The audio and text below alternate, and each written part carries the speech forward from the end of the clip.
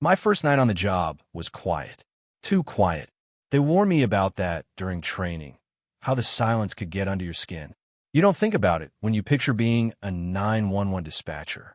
You imagine panic, adrenaline, voices screaming over each other. But when it's 3 in the morning and you're alone in a room full of glowing screens, it's just you, your thoughts, and the hum of electronics. I was 24, sitting in the graveyard shift chair for the first time. The older guy, Jim, had gone home an hour ago. My supervisor, Brenda, was in her office catching up on paperwork. The other stations sat empty, chairs pushed in, coffee mugs forgotten. The room smelled faintly of burnt coffee and that kind of industrial carpet that's been vacuumed for decades. Every few seconds, a radio scanner hissed softly, then went back to static. My headset felt heavy against my ears. My fingers hovered over the keyboard. They'd told me not to get too relaxed, because that's when it happens, that's when the call comes in. I think I was halfway through rereading the same paragraph of a safety manual when the phone rang. That sound is different from anything else. It's not like a home phone. It's sharper, urgent, like it cuts through the air. I clicked the button, straightening in my chair. 911, what's your emergency? Nothing. At first, it was just a wall of static. Not the clean kind, like a radio between stations. This was messy, broken like the sound of a bad cassette tape. I tapped my headset, wondering if my connection was loose. Hello, can you hear me? For a second, the static thinned. I thought I heard breathing, and then, through all that noise, a voice. Faint, almost a whisper. They're still here. It was so quiet I wasn't sure if I'd imagined it. My stomach nodded. Sir? Ma'am? I can barely hear you. Can you tell me your location? Nothing. Just that same broken hiss. Then the phrase again, exactly the same. They're still here. My fingers hovered over the log sheet. In training, they tell you to get an address first, always. Even if you don't know what's happening, you need the location. Please, if you can, tell me where you are. No response. The static thickened, swallowing the sound. Then the line went dead. I sat there, my fingers still on the keyboard, the empty tone buzzing in my ear. It had only been my first call. I took my headset off for a second, rubbing my forehead. Probably just a bad connection. Could have been a prank, too. I typed in the minimal report. Unclear caller, poor connection, repeated phrase, they're still here. Marked it as incomplete. I didn't tell Brenda. Half an hour passed. The clock ticked so slowly it almost felt like it wasn't moving. I was just starting to calm down when the phone rang again. Same line. Same static. I felt my pulse pick up as I answered. 911. What's your emergency? The static was worse this time, like the sound was breaking apart. I turned up my headset volume, and there it was again. That same exact voice. Same tone. Same pauses. They're still here. My hand shook slightly as I reached for the trace tool. The software spun, struggling to get a read. I asked again for a location. No response. The trace failed. Number unavailable. That's not unusual if someone's calling from certain internet lines or old systems, but it still made the hair on my arms stand up. I pressed the button to signal Brenda in her office. She leaned out, saw me holding up a hand and mouth. You good? I nodded without thinking. I don't know why. The call cut off. Brenda didn't ask again. I tried to tell myself it was nothing. Just coincidence. Bad signal. Maybe someone screwing around. But around 4:13 a.m., it happened again. The phone rang. Same line. Same noise. I felt a chill as I picked up, like my body already knew what was coming. 911. What's your emergency? This time, the voice came through right away. Same words, same inflection, like I was listening to a recording. They're still here. I didn't even bother asking for the location this time. I went straight to the trace. The system spat back a result I didn't expect. Address unavailable. Last registered. 1989. I blinked at the date. That shouldn't even be possible. Phone lines don't store a timestamp like that. I copied the number into our database search anyway. It pulled up an old entry. The format looked outdated, like it was from before I was born. The attached address was local, only a few miles away. I didn't know the street name. I live in this town. That was strange. When I tried to open the location in Google Maps, the screen flashed, then showed nothing. Just a blank gray square where the road should have been. I leaned back, uneasy. My headset buzzed in my ear. The call was still open. They're still here. I swear I heard something new this time. A faint scraping sound underneath the words, like nails on wood. Then the line clicked dead. My fingers hovered over the radio to call in. I didn't. It was my first night. I didn't want to be the rookie who called out a ghost story over the air. By 5 a.m., the sun still hadn't started to rise. I told myself that was normal. It's winter, the nights are long. But the darkness outside felt heavy, like it was pressing against the glass. The phone stayed quiet for the rest of my shift. When Brenda came out at 6 to relieve me, I almost told her everything. But she was already talking about the report she had to file, the coffee she needed, the weekend coming up. I just nodded, clocked out, and left. The cold air outside stung my face. I looked back at the building, half expecting to see someone standing in the dispatch window. No one was there. When I got home, I couldn't stop hearing it. The voice, the static, the way it never changed, like it wasn't a person speaking, but a loop that had been running for years. I tried to sleep. I couldn't, because somewhere in the middle of the night, my personal phone buzzed once on the nightstand. No number, just one voicemail. I didn't play it. I didn't have to. I already knew what it said. They're still here. I didn't expect to hear from them again. Not really. But deep down, I knew it wasn't over. Calls like that don't just stop. Not when they feel wrong in your bones. It had been 2 nights since the first one. I convinced myself it was a fluke. Some drunk with an old landline, a bad connection, and nothing better to do at 3 in the morning. Still, I kept checking my personal phone. My voicemail sat there unopened.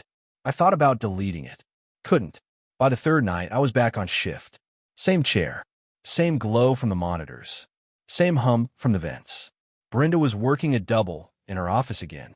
The station was empty except for me and the constant, low hiss of the scanner. Around 2:47 a.m., the line rang. That sharp sound made my heart jump. Not because of surprise, but because I knew who it was. I put on my headset, already bracing for it. 911, what's your emergency? The static hit first, messy and broken. Then the voice. They're still here. I swallowed. My hand was already hovering over the trace tool. Before I could speak, the voice came again, but this time it added something. A pause, then. Corner of Lincoln and Ashworth. I blinked. A location. I repeated it back, trying to keep my voice steady. Lincoln and Ashworth. No response. I typed it into the system. Nothing came up. Not a single hit. I switched over to Google Maps. The search bar sat there, blinking. I typed the cross streets again. The map zoomed out, and then just stopped like it didn't know what to do with it. No results. I tried our city's GIS system. Same thing. I leaned back in my chair, frowning. We're not a big city. I know most of the streets by heart, and I'd never heard of Ashworth. Sir, can you repeat your location? I asked again. Static. Breathing. And then the exact same words in the exact same tone. Corner of Lincoln and Ashworth. My pulse was picking up. This didn't feel like a real-time conversation. It felt like he was feeding me pieces. The trace tool spun, slow and clunky. Same result as before. Address unavailable. Last registered. 1989. I stared at the date until my eyes hurt. Sir, are you safe? Can you tell me what's happening? They're still here. And then the line cut out. I just sat there for a minute, headset still on. Finally, I opened the old incident archive. It's a separate system, a clunky, beige screen program from decades ago. It takes forever to load, but it's the only place you can find the really old calls. I typed in Lincoln first. Dozens of entries. Too many. Then I added Ashworth. Only one result popped up. March 14th, 1989, structure fire. The details were sparse. Number 911 recordings attached. This was back when calls were logged on paper. But there was a brief summary from a responding officer. Single-family home, corner lot, Lincoln Avenue and Ashworth Street. Fully involved on arrival. No survivors. Cause undetermined. There was a name, too. The McCarthy family. Parents and 2 kids. I read it twice, feeling that strange tightening in my chest. But here's the thing. I've lived here my whole life. I've driven down Lincoln Avenue 100 times. There is no Ashworth Street. It doesn't exist. I almost went to Brenda. Almost. But I didn't even know what I'd be telling her. Hey, My ghost caller gave me cross streets that disappeared 35 years ago. Yeah, that'd go over great. Instead, I pulled out my phone under the desk and quietly opened the county property map. I scrolled to Lincoln, looked for gaps, and there it was. A strange, triangular patch of undeveloped land where a side street should have been. No street name, no property address, just a gray space. The incident report had coordinates. I plugged them in. Sure enough, they landed right in that gray patch. Something about that bothered me more than the voice itself. Land doesn't just vanish. Streets don't just get erased like that. I stared at the coordinates until the scanner popped to life. An officer checking in from across town. I barely heard it, because all I could think about was how, in that archived report, the officer had written one other line at the bottom. A line I'd missed the first time. Neighbors reported hearing voices inside the home during the fire. Said it sounded like the family was still calling for help. I felt cold. I must have read that line a dozen times. The rest of the shift crawled. No more calls came in from that number. No more static. But when I finally left the building and stepped into the early gray light of morning, I swear I saw something strange across the street. A payphone. It wasn't there yesterday. I know because I park in the same spot every shift. The booth was old, rust on the frame. The glass clouded over with grime. The receiver dangled on its cord, swaying gently even though the air was still. I stood there for a long time, staring at it. Then I walked away. When I came back that night, the payphone was gone that I didn't ask to be sent there. That's the first thing you need to understand. I wasn't trying to play detective. I wasn't chasing ghosts. I just wanted to know. The fourth night into my shifts, the voice came again. Same static, same dead tone. They're still here. And then, without me asking, the same location. Corner of Lincoln and Ashworth. I wrote it down like it mattered, even though we both knew it didn't exist anymore. This time I didn't try to trace it. I didn't open the maps. I just logged it and flagged it for follow-up. Brenda happened to walk past my station and saw my screen. Lincoln and Ashworth, she said, like she was reading something familiar. I hesitated. Yeah, what? She frowned slightly. That's weird. Haven't heard that in a long time. She didn't explain, but she picked up her radio. Within 10 minutes, Unit 14 was on the air. Officer Danner, a guy I'd met once in training, confirmed they were heading to the intersection. I didn't tell him there wouldn't be one. I just sat there, listening to the open channel, my stomach tight. 5 minutes later, Danner's voice came back, but it didn't sound right. He was speaking slow, like he was trying to describe something that didn't make sense. Dispatch, there's no corner here. No Ashworth Street. Just an empty lot. Overgrown. Looks like it's been cleared a long time. Brenda glanced at me. I kept my eyes on the screen. She keyed up. Copy that, 14. Anything unusual? There was a long pause. Too long. There's a foundation, Danner finally said. Like the shape of a house. But no house. Just dirt and weeds where the floor would be. I sat forward, pressing my headset tighter. Brenda's voice stayed calm. Understood. Can you check for any identifying markers? Already did. Nothing. No address plate. No mailbox. Nothing on record. Feels like nobody's touched it in decades. Another pause. But someone's been here recently. I looked at Brenda. She looked at me. Danner continued, his voice low. There's fresh footprints in the dirt. Small ones. Multiple sizes. Leading toward the center of the foundation. Then stopping. No prints leading out. The line went silent again. Brenda cleared her throat. 14, you're breaking up. Negative, he said. Signal's full. Just give me a second. We waited. When Danner spoke again, his voice had changed. It was tight, like he'd just realized something. There's no birds out here. I didn't understand what he meant at first. Repeat. Brenda asked. He spoke slower this time, like he was choosing his words carefully. There's no sound at all. Not even wind. It's quiet. Feels wrong. That's when the radio cut to static. Not the kind you get from interference. This was thick, wet like something was pressed against the mic. Brenda tried to raise him again. No response. We sat in silence for maybe 30 seconds. Then his voice came back, clipped and short. Returning to station. Brenda nodded at me to mark it. I did, but my hands felt stiff. When Danner came in about 20 minutes later, he looked pale. He didn't go into detail. just handed over his report and left without making eye contact. I read the report when Brenda wasn't looking. Most of it matched what he'd said over the radio. But at the very bottom, in handwriting that looked rushed, there was one extra note. Heard movement under the dirt, like something shifting. Didn't investigate. I sat with that for a long time. After my shift, I drove home past Lincoln Avenue. I told myself I wasn't going to stop. I told myself I was just curious where exactly that lot was. But when I saw the gap between houses, I slowed down. There it was, a narrow strip of land, half hidden by brush. The dirt was pale and dry, like it had been sitting bare for years. I could just barely make out the rectangular outline of where the house must have been. And in the middle, faint in the low light, I thought I saw something metallic sticking up from the ground. A corner of a phone receiver. I didn't get out of the car. I didn't even slow enough to be obvious. I just kept driving, my eyes locked in the rear view until the lot disappeared behind me. When I got home, I went straight to bed. That night, at 3:12 a.m., my personal phone buzzed. I didn't answer. It went to voicemail. When I listened in the morning, the message was nothing but static.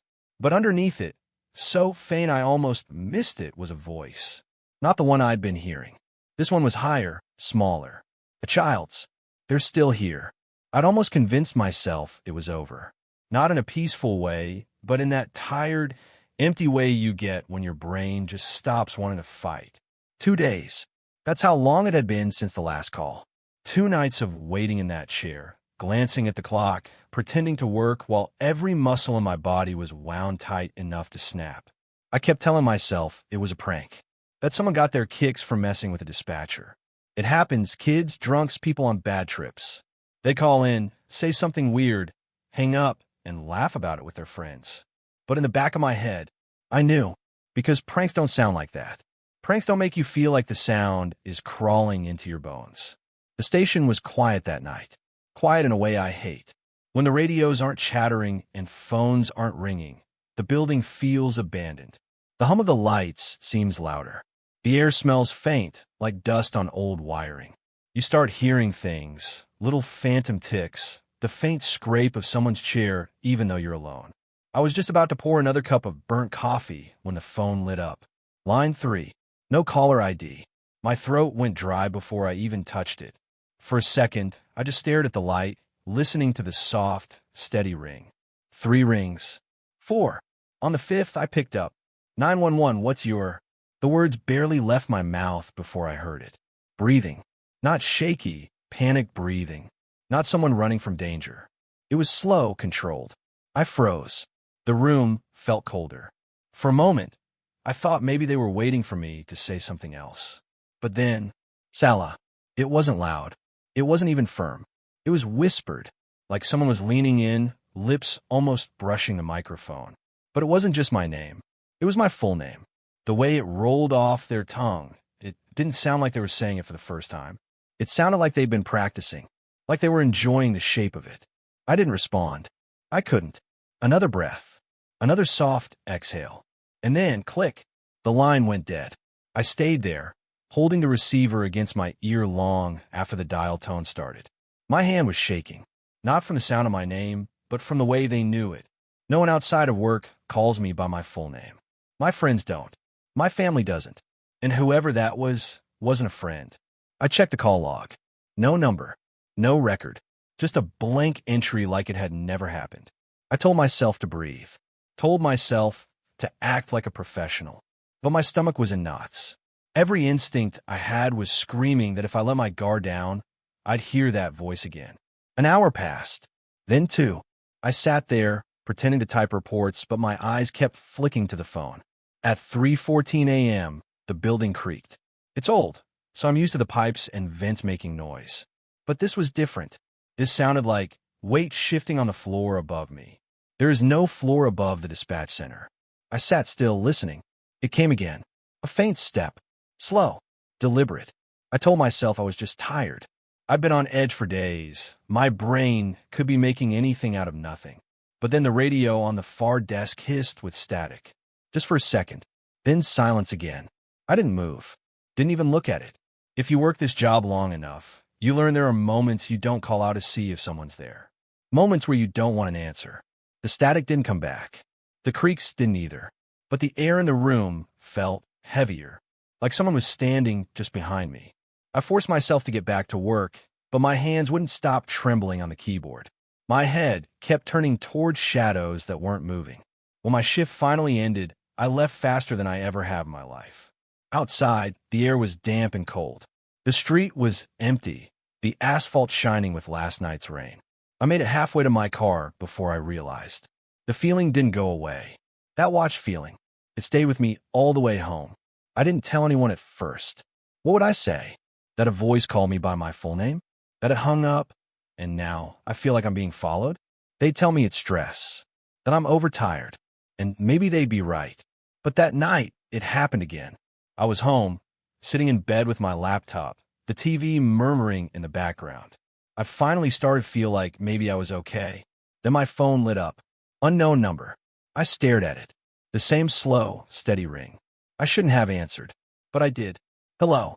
For a second, nothing. And then breathing. I didn't speak.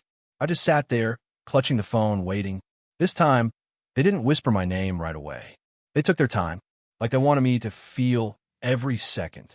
Then, soft and low, almost tender. You're not alone. Click. The sound of the line going dead hit me harder than the words. Because if I believed them, it meant they were close. Too close. The next day, I told my supervisor. They listened, nodded, made notes. Then they told me they'd look into it. I could tell by their tone, they thought it was just some creep with a voice changer. They didn't feel the weight of it. They didn't hear what I heard. They didn't know how that whisper stuck in your head long after it stopped. It's been 4 days now. No more calls. No knocks on my door. No signs. And that should make me feel better. It doesn't. Because I keep thinking about the first time I heard them breathe. And how calm they were. Like they weren't trying to find me. Like they already had that it was a slow night. The kind of slow where the hum of the fluorescent lights above me became the only thing keeping me awake. Dispatch work does that to you. Long stretches of nothing, then something awful drops in your lap without warning. It was after midnight when the static started. Not the usual bad reception kind. This was a heavy, crawling static that seemed to swallow the line before it even rang. When the call finally connected, I almost missed the sound of the voice under all that fuzz. Hello? Can you hear me? It was a man. He sounded like he was talking with a blanket over his head, like the signal was dying by the second. Yes, sir, I can hear you. What's your emergency? There's power's out, he said, breathing hard. Whole town black. No lights, nothing. All right. I kept my voice steady like we're trained to. Can you tell me your address? There was a pause. The static thickened, fuzzing in and out. Then, County Line Road, near the farm. I think my phone's. The call dipped so hard I barely caught his last word. You're cutting out, sir. I need you to repeat that. What's going on right now? I heard him inhale, and it wasn't a calm breath. It was the kind you take when you're trying not to scream. They're moving. I blinked. Who's moving? A crackle. The line hissed. The shadows. At first, I thought maybe he meant people. Someone lurking around in the blackout. But the way he said it wasn't casual. It wasn't a figure of speech. It sounded like he was trying to make me believe something impossible. Sir, do you mean someone's outside your home? They're not people, he whispered. Something in the way he whispered made the hair on my arms stand up. I tried again. All right, can you describe them? You can't see them in the day, he said quickly. Only now. Only when it's this dark. The static broke into sharp bursts, making me pull the headset slightly away from my ear. Sir, stay inside. Lock your doors. I'm sending. They're getting closer. His voice cracked, like the words were breaking in his throat. Listen to me, I said, keeping my tone low and steady. You need to stay calm. Tell me exactly where you are so help can find you. No time. That's when I heard it, something faint in the background of the call. It didn't sound like footsteps, more like a soft scrape. Not against the floor, but against air. Like fabric brushing past, but heavier. Sir, what's that sound? He didn't answer at first. Then, you don't hear them until they want you to. The line thinned, voices getting pulled through mud. My signal monitor dipped in and out. It was like the call was drowning. I leaned forward, pressing my mic closer. I'm tracing your call. I just need you to stay on the line. but his breathing got sharper, faster. Then I realized he wasn't breathing into the phone anymore. It was further away, like he dropped the handset but hadn't hung up. I could still hear him. Barely. Oh God, they're inside. Something shifted in my gut. I didn't even think. I was already typing, pulling up the mapping system, hoping the trace would go through before the connection died. But all I saw on the screen was signal lost. I kept listening. I didn't even blink. The line was almost pure static now, but every few seconds something else pushed through. A thud, a low, dragging sound, a faint shuffle that wasn't feet but still moved like something alive. Then a whisper, not from him, but so close to the receiver it made my ears ring. I don't know what it said. I couldn't make it out over the distortion, but it was wrong. Too low, too slow. And then the call cut off completely. I sat there, my hand still gripping the mouse like I could drag the signal back. In training, they tell you not to take calls home with you. People panic. They see things in the dark. They misinterpret shadows, shapes, noises. That's what they tell you. But there was something in his voice. Something that didn't sound like fear of a person. It sounded older than that. I tried calling the number back. Straight to dead air. No ring, no voicemail. Just a faint hum, like the phone was still connected to something, but not me. By procedure, I filed a report. Blackout in the county line area. Possible intruder. Dispatched sheriff units to sweep. But the thing is, county line doesn't have cell service. Not out where he said he was. Not unless you're standing right by the tower. And he wasn't. By the time the deputies checked it out, the whole area was still without power. They found the house. The front door was open. No sign of forced entry. No sign of the caller. And here's the part that's been sitting in my head all night. They said the living room was full of these long, thin patches where the air felt colder. Not cold like a draft, cold like walking through a freezer door. They didn't last. By the time anyone thought to check with a thermometer, they were gone. I stayed on shift until dawn. My screen still showed the disconnected call log, the dead zone. But sometimes, I swear I can still hear him. Not clearly, not like words, just the sound of someone breathing in the dark. Like he's still trying to tell me something. And maybe he never left that call, that I didn't go home after that first call. I should have. My shift technically ended 20 minutes before it came in, but when a man says the shadows are getting closer, you don't just clock out. Dispatch at night is always strange. The building feels too big for just two of us in here. The fluorescent lights hum like they're straining to stay alive. Even the coffee tastes different, bitter in a way it doesn't during the day. But after that call from that farmhouse out on County Road 6, I couldn't make myself leave. Darla, my supervisor, kept giving me that look. The one that said you're off the clock, go home. But then another call came in. It was a woman this time. Voice shaking, whispering. She said she was out in her yard, trying to check the breaker box because her power had gone out too, and she saw a figure in the cornfield. I asked if it was moving. She didn't answer right away. Just breathed. Then she said, no, it's not moving, but I think it turned. She swore the thing had been facing away from her when she first saw it. Now it was angled toward her. I asked if she could see its face. She said no, just black. Her voice broke when she said it. Not like she was scared of a stranger. Scared like she'd seen something she didn't know how to name. I was typing notes when her voice went quiet mid-sentence. Just gone. Not even a click of the line dropping. It was like the call had been swallowed. Darla glanced over at me. Storm taking out lines? She asked. I shook my head. There's no storm. We sat there, listening to the empty hum of the room. Then the police radio on Darla's desk crackled. Just static at first. Then a burst of sound, one of the deputies. His voice was breaking up so bad we could barely make sense of it. Anyone copy? Near counterline shapes not. Static again. I pressed my headset tighter. Unit 3, repeat. You're cutting out. Can't. Moving lights out. Then nothing. Darla swore under breath. She fiddled with the frequency, tapping the side of the radio. Signal's gone weird. Maybe the repeater's down. But my stomach was tight. This wasn't just a bad signal. I've worked dispatch for years. I know the difference between interference and something else. Before I could say it, another call came in. This one was a teenage boy. He said his mom and dad were out looking for candles in the shed, and he was inside the house alone. He kept saying the word silhouettes. "They're on the road," he said. "Just standing." I asked how many. He said, "4 no, wait." His voice wavered. "5 now." I asked if they were moving closer. Silence. Then, "They're not moving, but the shadows, they're longer now. They're almost at the porch." His voice cracked on the last word. I was still trying to get more out of him when the line warped. It's hard to explain unless you've heard it. Not static, not a drop. Just warped, like the sound was bent. His words stretched and slowed until they weren't words anymore. And then the call ended.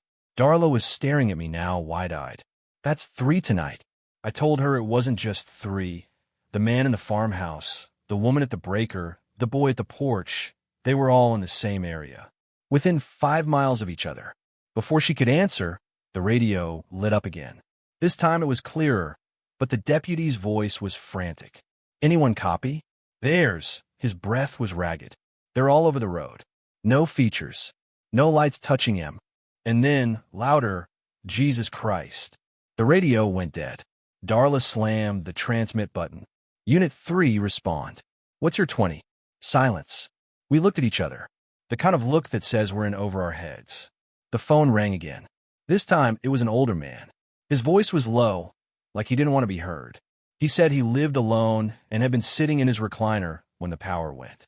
He lit a candle and saw shapes in the reflection of the glass on his TV. I turned around, he said, but they weren't there. Only they were closer in the reflection.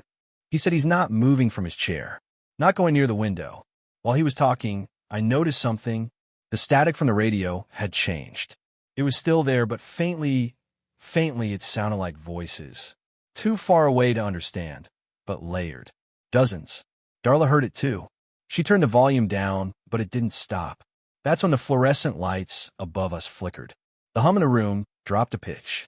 And in that moment, I realized the air felt heavier, like the room itself was holding its breath.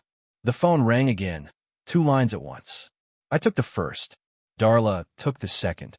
Mine was a woman sobbing so hard she could barely breathe. She said she was driving toward the county line when her headlights caught something in the middle of the road. She thought it was a person until it unfolded, taller than it should have been. Darla's face across from me was pale. I couldn't hear her call her, but I could see the way her hand was gripping the receiver like she was holding on for dear life. Then, without warning, every single line went dead. Phones, radio, nothing but the low hum of the failing lights. For the first time in years, I felt the kind of fear that makes you stupid. The kind that makes you want to run somewhere, anywhere without thinking. Darla whispered, "This is bad." I asked what we do when the dispatch itself goes dark. She didn't answer. The lights flickered again, longer this time. And in that dim second before they came back, I swear I saw something in the far corner of the room. It wasn't moving. It didn't need to dot. I was counting the seconds between each burst of static on the radio. It wasn't intentional. It was just something my brain started doing. 1, 2, 3 hiss. 1, 2 hiss. 1 hiss. That last one threw me off, because there wasn't supposed to be a pattern anymore. By that point in the night, every form of communication felt fractured, like the county had been split into pieces, and each device, phone, radio, even the landlines, were catching only the stray, bleeding edges of those pieces. When we sent out the first unit to check the west perimeter, I had this false sense of relief. They were pros. They'd keep their heads down, keep their voices calm, and come back with something concrete, even if that something was nothing there. But that wasn't what happened. The first sign things were wrong was the way the last transmission sounded. Not what was said, but how it came through. Like the words were dragged underwater before they reached us. At 10:42 p.m., Officer Jensen radioed in from County Road 9, just outside the blackout zone. "Dispatch, we're..." And then, not silence. Something worse. It was the sound of him breathing. Slow, but heavy, like every inhale was pressing against his throat. I pressed my finger on the mic. Unit 12, repeat. Say again. A pause. Then, faint, so faint I thought I was imagining it, came the crunch of footsteps. Not boots on gravel. Something softer. Bare. Jensen didn't say another word.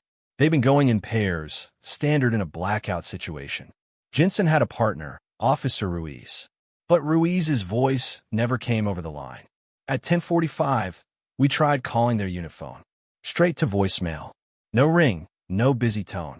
Just that click in a recorded message that sounded suddenly foreign, like it didn't belong to our system anymore. I told myself maybe they were deep in the dead zone, the one we'd been warned about from the earlier calls. But then 2 more units, separate coming in from different approaches, went quiet the same way. Unit 7 from the north side. Unit 14 from the east. All 3 units have been dispatched within a 15-minute window. All 3 went dark within 5 minutes of reporting they were on location. By 11 p.m., the room felt smaller. We were down to whispers between dispatchers, even though there was no reason to be quiet. Maybe it was because every time the radio hissed back to life, the sound had a weight to it, like whatever was on the other end might hear us too. And then the phone started again. The first was a woman out on County Line. She sounded older, her voice trembling like she was trying to keep her teeth from chattering. She said she'd been sitting by the window, watching the fields. No lights anywhere. Then she saw something moving along the fence. Not walking, not running. She said the shape looked wrong, but she couldn't explain it.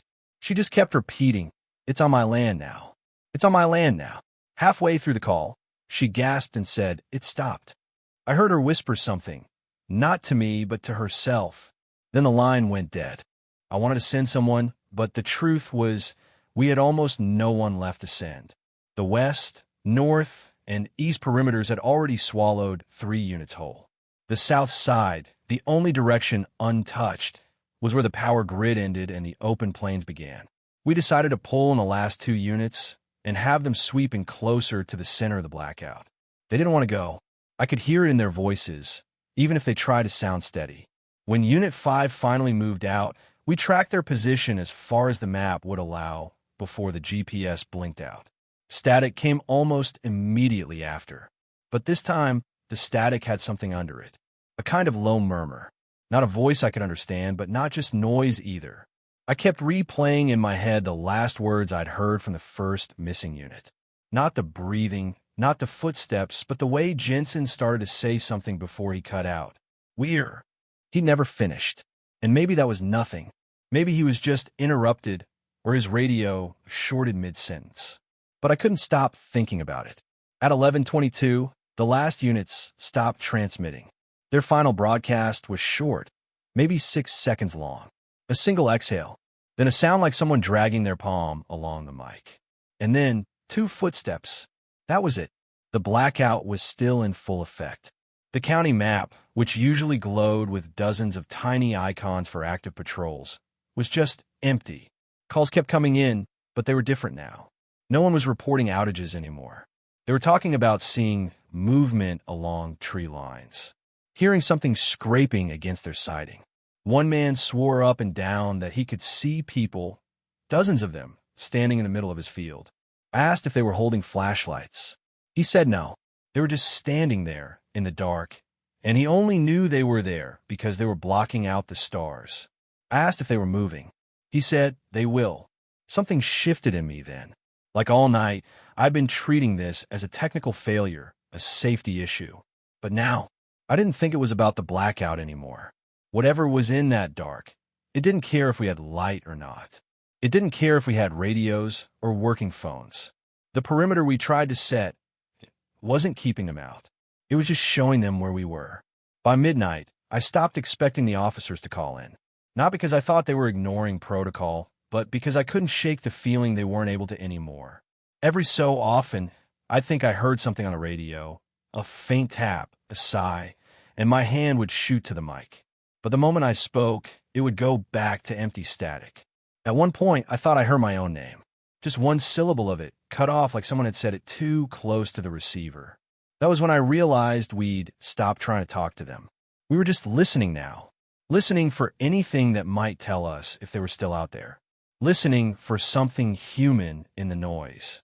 But deep down, I already knew. If I heard footsteps again, they wouldn't be the officers this time. Sometime after 1 a.m., the calls slowed. Not because things were calming down, but because I think people stopped picking up their phones altogether. One of the other dispatchers, Kim, asked me if I thought we should abandon the post and regroup at the sheriff's station outside the county.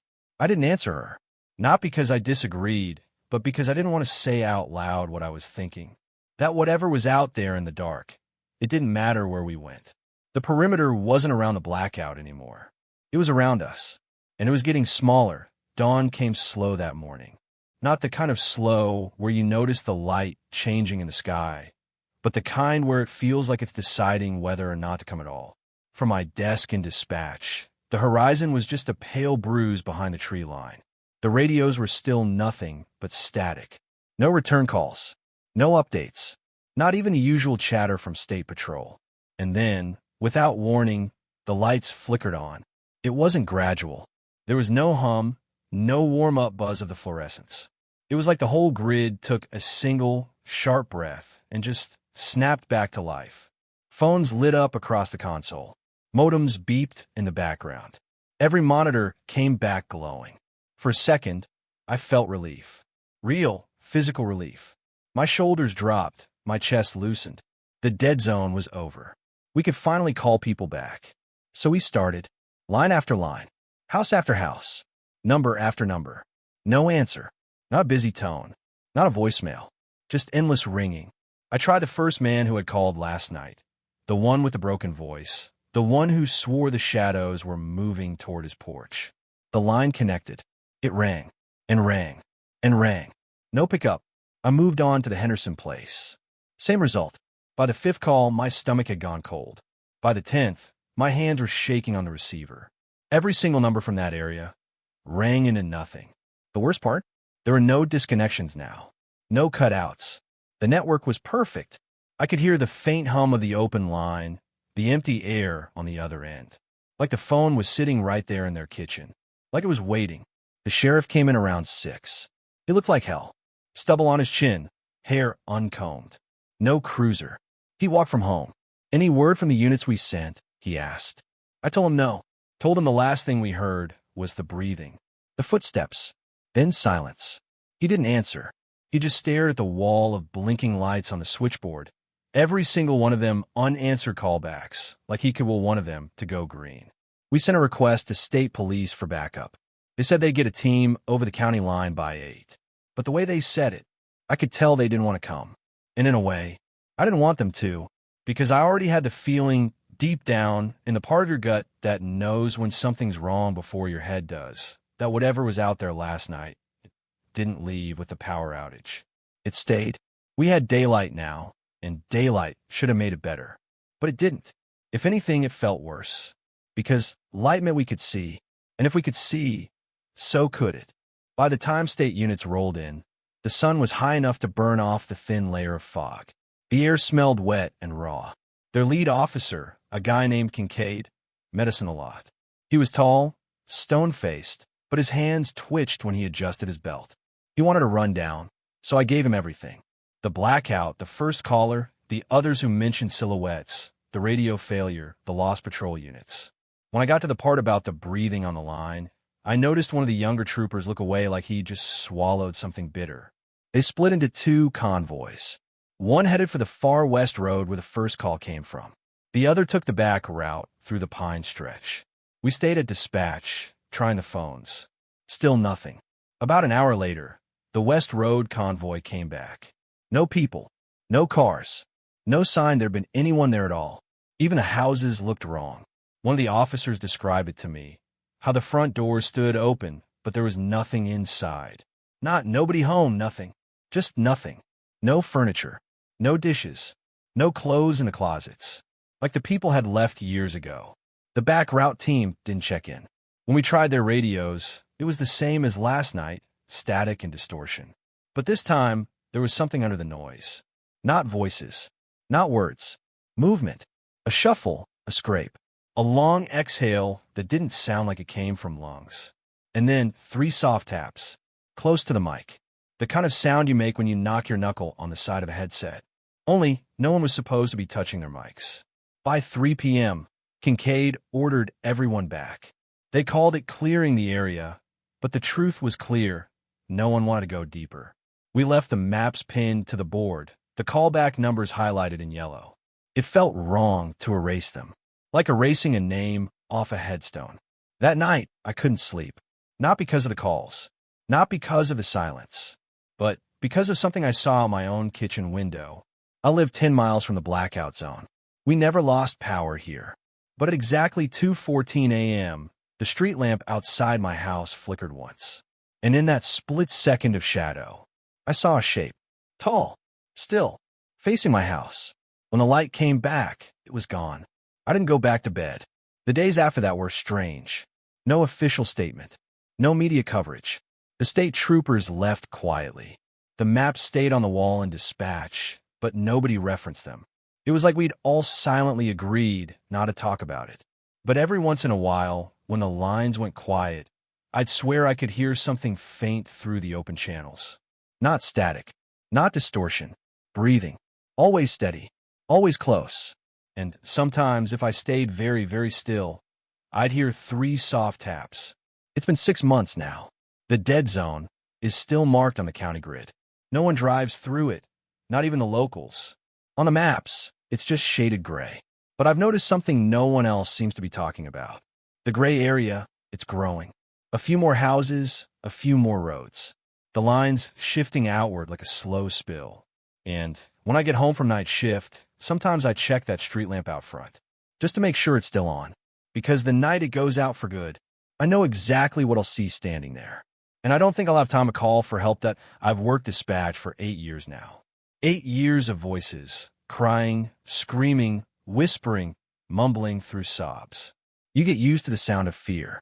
You learn to recognize it in a second. And you learn something else, too. People never sound like they think they do. The human voice on the other end of a phone line, stripped down by static and distance, it becomes something raw, unpolished. But the call that night didn't just sound strange. It sounded like me. It was a Tuesday, close to midnight. Quiet shift. A few domestic disputes earlier in the evening, one noise complaint, a drunk guy who kept calling just to ask if dogs were allowed in heaven. The kind of weird you learn to laugh at so it doesn't stick in your head.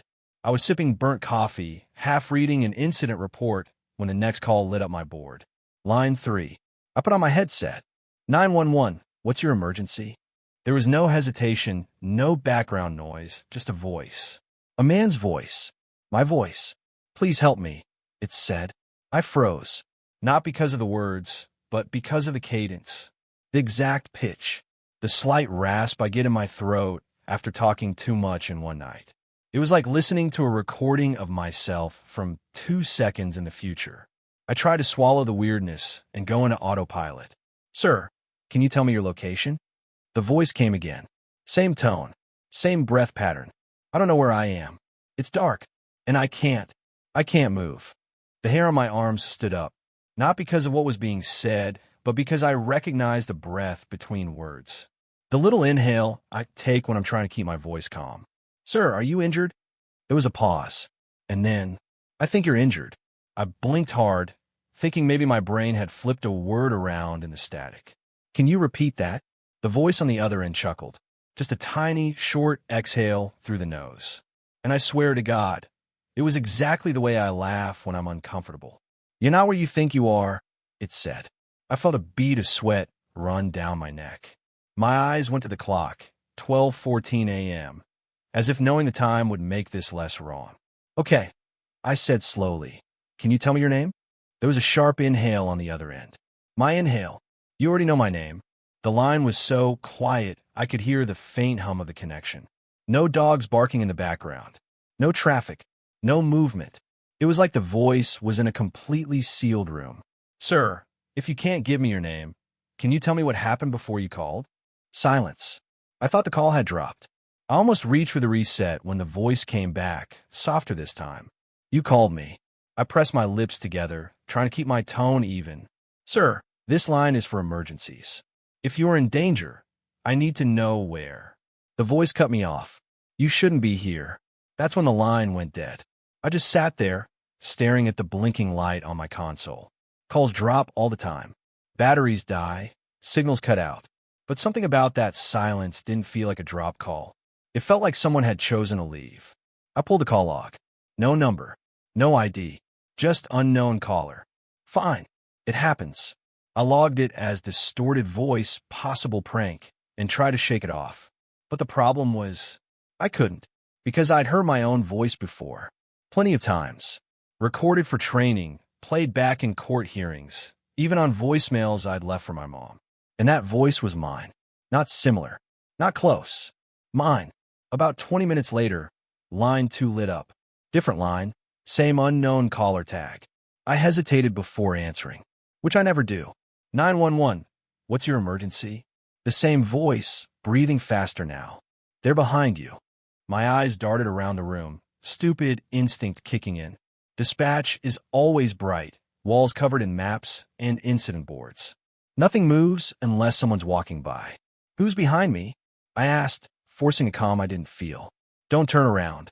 I hate to admit it, but I didn't. I stayed exactly how I was, eyes fixed forward, ears tuned to every tiny sound. Where are you calling from? I asked. From where you're going to be. There was a rustle on the line then, like fabric against fabric. A quick shuffle of feet. I leaned closer to the mic, sir. I need you to stay calm. Are you in immediate danger? Not yet. I felt my mouth go dry. What do you mean, not yet? The voice gave a shaky little laugh. My laugh.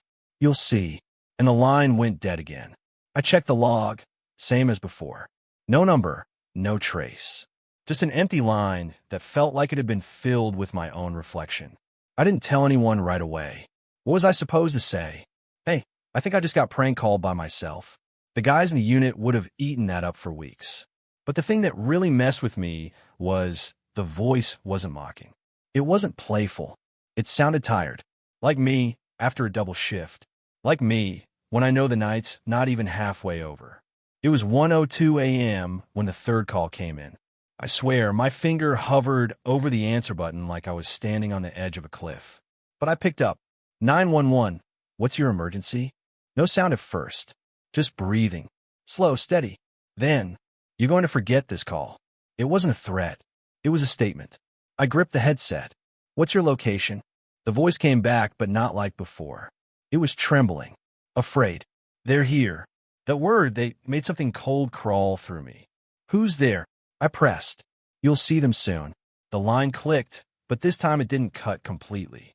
I could still hear something. At first I thought it was static, but then I realized it was whispering. Not one voice. Several. All speaking too quietly for me to make out the words. Then, clear as day, my own voice whispering along with them. I ripped the headset off. The whispers stopped instantly. I sat there, heart pounding in my ears, watching the call time expire on the console. When it hit midnight, the light just went out. No number. No record. I don't know if it was adrenaline or something else, but I suddenly wanted to check the system logs. I pulled up the call audio. Every incoming call gets recorded. It's automatic. I found a slot for line 3, 12:14 a.m., press play. There was nothing. Just silence. Not static. Not drop connection. Just pure, empty silence. Same with line 2 and the third call. The system had logged them, but the audio files were blank. I sat there for the rest of my shift, staring at the lines, half expecting them to light up again. They didn't. When the morning crew came in, I thought about telling my supervisor. But the thing is, I didn't know what I'd be reporting. It wasn't a crime. It wasn't even a prank, technically. It was just me, calling me. And the worst part? When I clocked out and got into my car, I caught my reflection in the rearview mirror. And for half a second, I swear it looked like my mouth was still moving, that I didn't sleep that night. Not because I was scared, at least that's what I told myself, but because I couldn't stop replaying it in my head. That voice, my voice, on the line. I kept thinking about the way it had spoken. Not rushed, not panicked, just measured. Calm, like someone who knew something I didn't. It's a weird thing, hearing yourself talk without memory of saying the words. Even weirder when the you on the other end is asking for help. The next morning, I showed up to work earlier than usual. My supervisor, Dan, was at his desk with a coffee that looked like it had been reheated twice. He barely looked up. You're early. I want to hear last night's call, I said. He frowned. The one you logged at 1:13 a.m.? Yeah. He leaned back in his chair, studying me. You handled it fine. That's not the point. I could tell he didn't want to get into it. Dispatchers hear a lot of things. Crying kids, incoherent drunks, screams that sound human but aren't. Some stuff sticks with you, and if you start chasing answers, you might never stop. But he sighed and waved me toward the archive terminal. We have this system, old, clunky, probably made before I was born, that automatically records every call, even the dead air.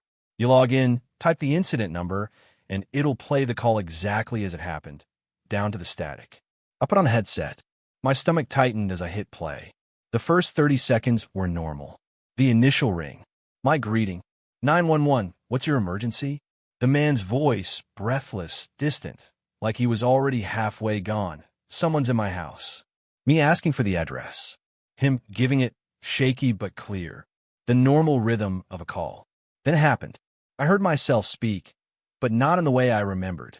In the recording, my voice sounded doubled. Not an echo exactly, more like a second track layer just slightly out of sync. And then, underneath my own words, came the other me. Help me, it whispered. He's here. I froze. This wasn't just my voice coming through the other end. This was while I was talking. We were overlapping. Two versions of me. The first me, the one actually on the call, kept asking the man questions. What's he doing? Is he armed? Can you see him? The second me, lower, quieter, desperate, kept bleeding through.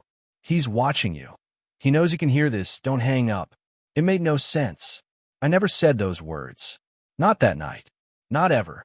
I pulled the headset off and just stared at the waveform on the screen. Dan must have noticed my face go pale. What? He asked. I told him to listen. He played it twice, frowning deeper each time. Then he turned the monitor off. Glitch in the system, he said flatly. Happens sometimes. That's not a glitch, Dan. He stood, grabbed his coffee, and walked toward the break room. Let it go. But I couldn't. When you work in dispatch long enough, you start trusting the little things, the sound of a caller's breathing, the way a voice cracks on certain words, the silence between sentences.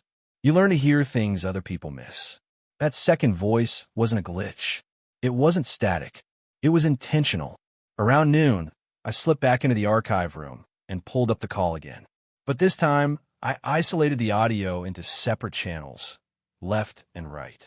The system wasn't designed for fancy editing, but with a little digging, you could split the stereo feed. When I did, the hair on my arm stood up. In the left channel, there was only the real call, me and the man. In the right channel, there was me, only me, talking the entire time. The first few seconds were whispers, like I was trying not to be heard. Listen carefully. He's already in the building. Then the tone shifted, growing sharper.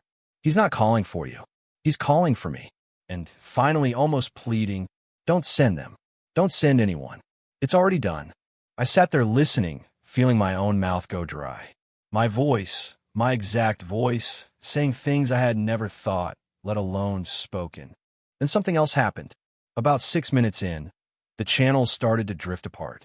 The other me stopped syncing with my breathing patterns, my cadence. It began speaking over me. At one point, while I was asking the man on the line for a description of the intruder, the other me just cut in, talking right through me. I told you not to answer. I told you not to pick up. I felt dizzy, like I was watching myself from outside my own body. I closed the file and sat there, hands in my lap, trying to slow my breathing. That was when I noticed the incident number. Every call is tagged with a unique string of numbers and letters. This one had two, one normal incident code, and one directly underneath it, identical except for a single digit. Same timestamp, same duration, two versions of the same call. I pulled up the second file. At first, I thought it was corrupted, nothing but static and faint thumps. Then I realized the static had rhythm. It was breathing, my breathing, and buried under that, so faint I had to turn the gain up until it hissed in my ears, was a single word repeated over and over in my voice. Answer. No matter where I scrubbed on the timeline, it was the same. Answer. Answer. Answer. I backed out of the file so fast, I nearly shut down the whole terminal. I wasn't supposed to be in there anyway. If Dan found out, I'd have to explain, and I wasn't sure I could without sounding insane. But the worst part wasn't the recording. It was that after I left the archive room, every phone I walked past, every single one, had a little red light blinking. Missed calls. And I swear I could hear one of them still faintly ringing. Not the loud, clear ring of an incoming call. A muffled one, like it was coming from under the desk. The rest of my shift was a blur. I took calls, logged reports, answered questions, but all I could think about was that voice. My voice, saying things I couldn't remember saying, things I wouldn't say. I didn't even realize until I got home that I'd been checking my own phone every few minutes, like I was expecting it to ring too. It didn't. Not that night. But at 3:17 a.m., I woke up in the dark to the sound of my own voicemail playing in the kitchen, but I didn't sleep the night before. Not because I didn't try. God knows I tried, but because every time I closed my eyes, I heard it again.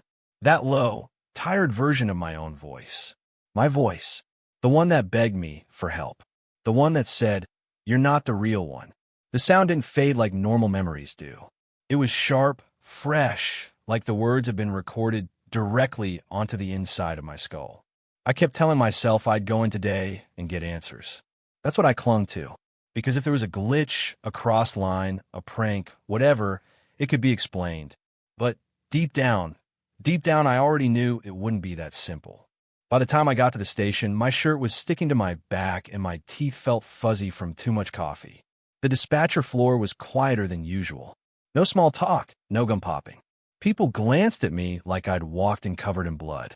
Our supervisor, Keener, was waiting by my desk. No smile. He said, "IT wants to talk to you." They had me follow him down the hallway to the back office, the one with no windows, where the hum of the servers made the air feel thick. Inside, a guy named Doug from IT sat in front of 3 monitors, each one glowing with waveforms and call logs. He had headphones around his neck and a frown that looked permanent. "Sit," he said. I did. Doug clicked something, and the familiar sound of the call started to play through the speakers. My own voice, the normal one, saying, "911, what's your emergency?" Then the breathing. Then the other me, almost overlapping. "Please, please help me." Doug froze the playback. The cursor stuck mid-waveform. "This is the raw archive," he said. "The uncompressed file, before it gets sent to storage. This is exactly how it was recorded in real time." I leaned closer. The 2 waveforms looked strange, 2 different patterns stacked on top of each other, both labeled operator. I thought maybe it was an echo, Doug went on, or feedback from the headset. But there's a problem. These 2 voices aren't just offset by a delay. They're running in parallel. Which means he stopped. Which means there were 2 feeds coming in at once. From where? I asked. My throat felt dry. That's the other problem. Doug leaned back, rubbing his temples. "One feed came from your console. Normal. The other," he pointed at the second waveform. "The system thinks it came from another operator channel. But there's no record of a second console connecting to that call. No record at all." I felt my stomach twist. "So you're saying?" "I'm saying, according to the logs, half of this call doesn't exist." We sat there in silence for a few seconds. I stared at the waveform, the jagged peaks of my own voice that shouldn't even be there. Then Doug clicked another file. "This is after I isolated them," he said. The room filled with the sound of the other me. No background static, no overlapping chatter. Just me. But the voice sounded wrong. Not just tired. Not just afraid. It was like hearing yourself from a memory you didn't want to remember, familiar, but hollow, like it had been stripped of something human. "You're not the real one." I flinched. Doug paused the playback. "You have any idea who could have recorded this? Maybe spliced it in?" "No," I said quickly. "No one." He studied me for a long moment, then clicked his tongue. "I've been doing this for 12 years. I've seen systems go down, hardware fail, even random data corruptions that make calls sound like white noise. But I've never seen something that creates a perfect copy of voice in real time, with no source." My hands were gripping the armrests of the chair. I forced myself to let go. "So what happens now?" Doug sighed. "Keener wants to do an interview. Make sure we're covering bases. HR, ITU all in the same room." The interview. It was held in the upstairs conference room. Bright lights, white walls, the smell of burnt coffee from the hallway. Keener sat at the head of the table, his notepad open. Doug was to his right. Across from me sat a woman from HR whose name I couldn't remember. Keener started with the basics. "Walk us through the call." I told him everything. How it started normally. How I thought it was a real emergency. How my own voice cut in. I tried to keep my words steady, but I could hear the tremor in them.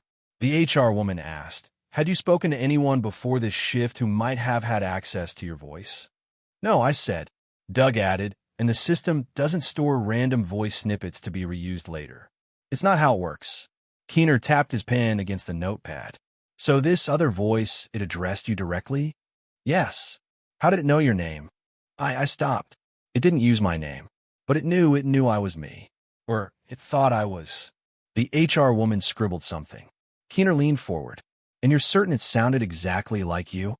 I almost laughed, but it came out bitter. It didn't just sound like me. It was me. Same tone, same breath. Even the same way I clear my throat before speaking. Doug glanced at the HR woman. She looked uneasy. Keener's voice was calm, but there was an edge under it. We pulled the master logs from the phone provider. They show no incoming call on that line at that time. My stomach sank. Then, where did it come from? Doug shook his head. That's the point. According to the network, that call was never made. I stared at them. My mind kept circling back to the same thought. If the system says it didn't happen, but we have the recording, then who or what was speaking to me? The HR woman closed her notebook. We'll keep the file open, but for now, it's an anomaly. Just a glitch. A glitch. That's what they were going to call it. After the meeting, Doug caught me by the elevator. Listen, he said quietly. I didn't want to say this in there, but I ran your voice sample against the call. And he looked at me with something almost like pity. It's a 100% match. Perfect. No differences in pitch, timing, or inflection. Even identical background noise profiles. That's not possible. Not without the same mic, same room, same exact moment in time. The elevator dinged, but neither of us moved. So what are you saying? I asked. Doug's voice dropped. I'm saying that wasn't a recording. It was you. Somehow it was you. That night, I didn't go straight home. I drove aimlessly, streets blurring under the streetlights, radio off. My own voice kept replaying in my head, telling me I wasn't the real one. I wanted to believe it was some sick prank, that someone had cloned my voice. But deep down, I kept thinking about what Doug said about it being me. By the time I got home, the sky was starting to pale at the edges. I locked the door, sat on the couch, and just listened. For what? I don't know. Maybe I expected the phone to ring again. Maybe I expected to hear breathing. But the only sound was my own. And for the first time in my life, I wasn't sure it belonged to me, that I don't remember falling asleep. That's the part that scares me the most.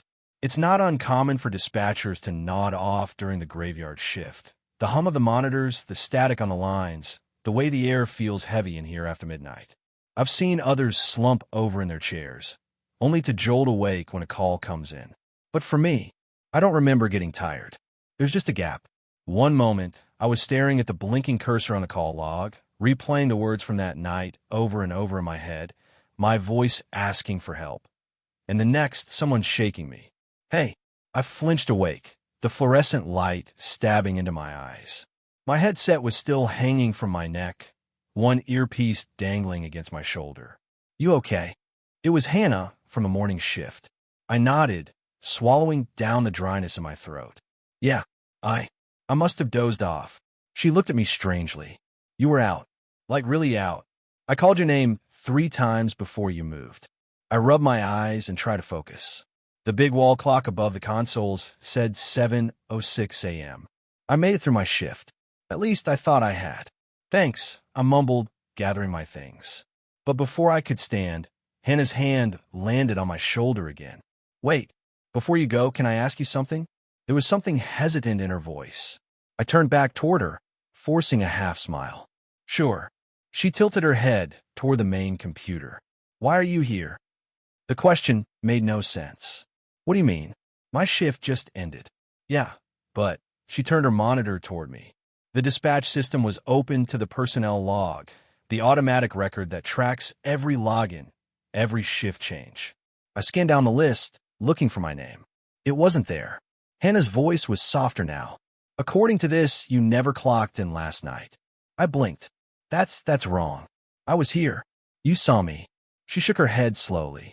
I didn't see you until just now. When I came in at 6:30, you were asleep in the chair. In the night logs, she scrolled through them. They say there was no one assigned to this console from 11 p.m. to 7 a.m. A cold ache spread in my chest. That's impossible, I said, but the words felt thin. She scrolled further. And here's the thing. There weren't any calls logged either. Not one. I stared at her screen. The column for incoming calls was empty. 8 hours of nothing. Except, I remember calls. I remembered typing notes, dispatching units, hearing voices, including that voice. I heard myself say, quietly, there were calls. Hannah gave me a worried look. You've been working too many doubles lately. Maybe you dreamed it. I wanted to tell her I knew the difference. That what I'd heard wasn't a dream. It was real, too real. Instead, I just nodded and left. I didn't go home right away. I sat in my car in the parking lot, gripping the steering wheel, trying to piece together every minute of last night. If the system said I never clocked in, who was answering the calls? Who was sitting here, wearing my headset, speaking in my voice? The more I thought about it, the more the memory started to shift. Not disappear exactly, but warp like a picture left in the sun. I could remember the sound of my own voice on the line, but I couldn't remember the moments between calls. Couldn't remember eating, stretching, or even looking at the clock. Just the voice, and the silence after it. I caught myself glancing in the rearview mirror too often. Not to check traffic, just to see my own eyes. I needed to sleep, but the idea of being unconscious again, of losing more time, made my stomach twist. That night, I couldn't stay away.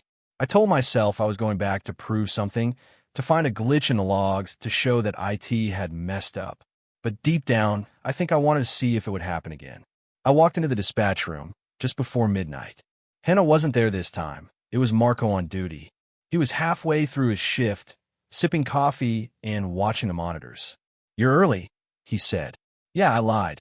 Couldn't sleep. He shrugged and slid over to the next console to give me space. I logged in. This time, my name appeared in the system instantly. 11:58 p.m. clocked in, confirmed. For the first 2 hours, it was normal. 2 noise complaints, 1 domestic disturbance, 1 call about a stranded motorist. Nothing unusual. Then, at 2:14 a.m., my headset crackled. 911, what's your emergency? I said. And then, 911, what's your emergency?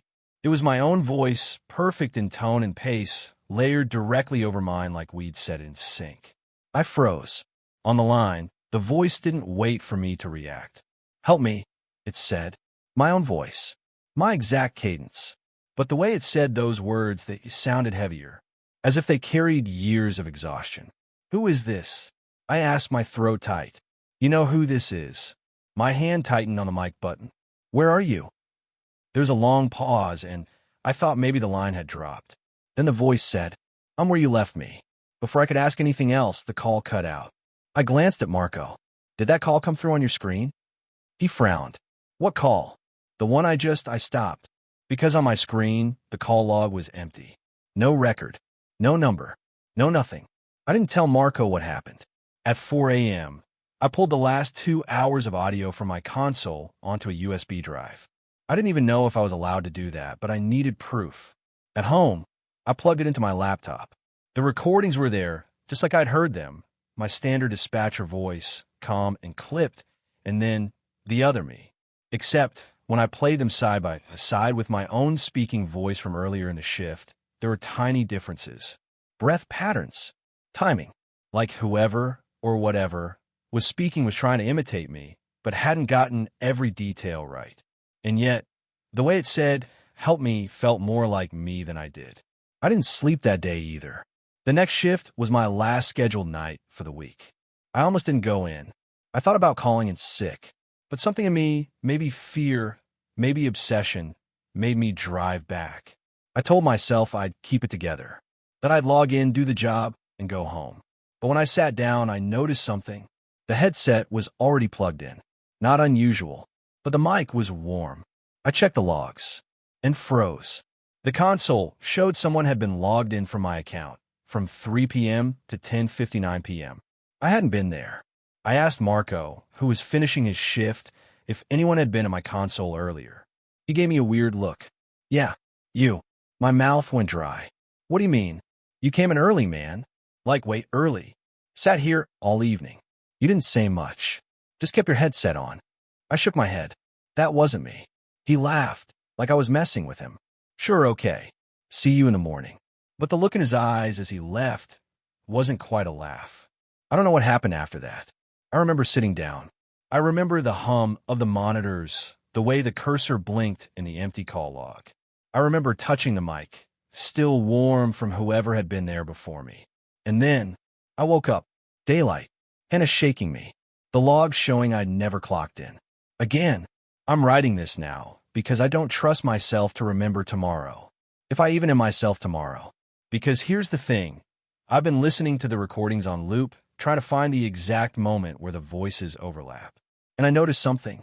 When they do, I can't tell which one is me anymore. And last night, when I woke up, I wasn't sitting in my chair. I was standing behind it.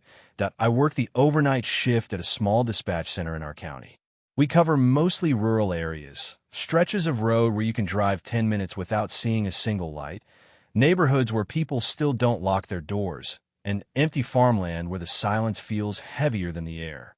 Most nights are quiet.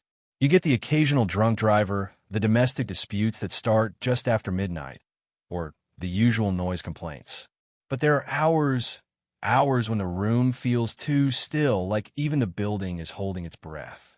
And on those nights when a call comes in, it feels louder somehow, sharper. It was one of those nights. The room was dim except for the glow of the monitors. The radio hissed softly beside me. My coffee had gone cold. Then the line clicked. No ring. Just click. I frowned, checking the console. No caller ID. No originating number. Just an open line. I sent my standard greeting. There was no response. Only the faintest sound, almost like someone breathing. Slow. Uneven. Hello. I asked again. This is County Dispatch.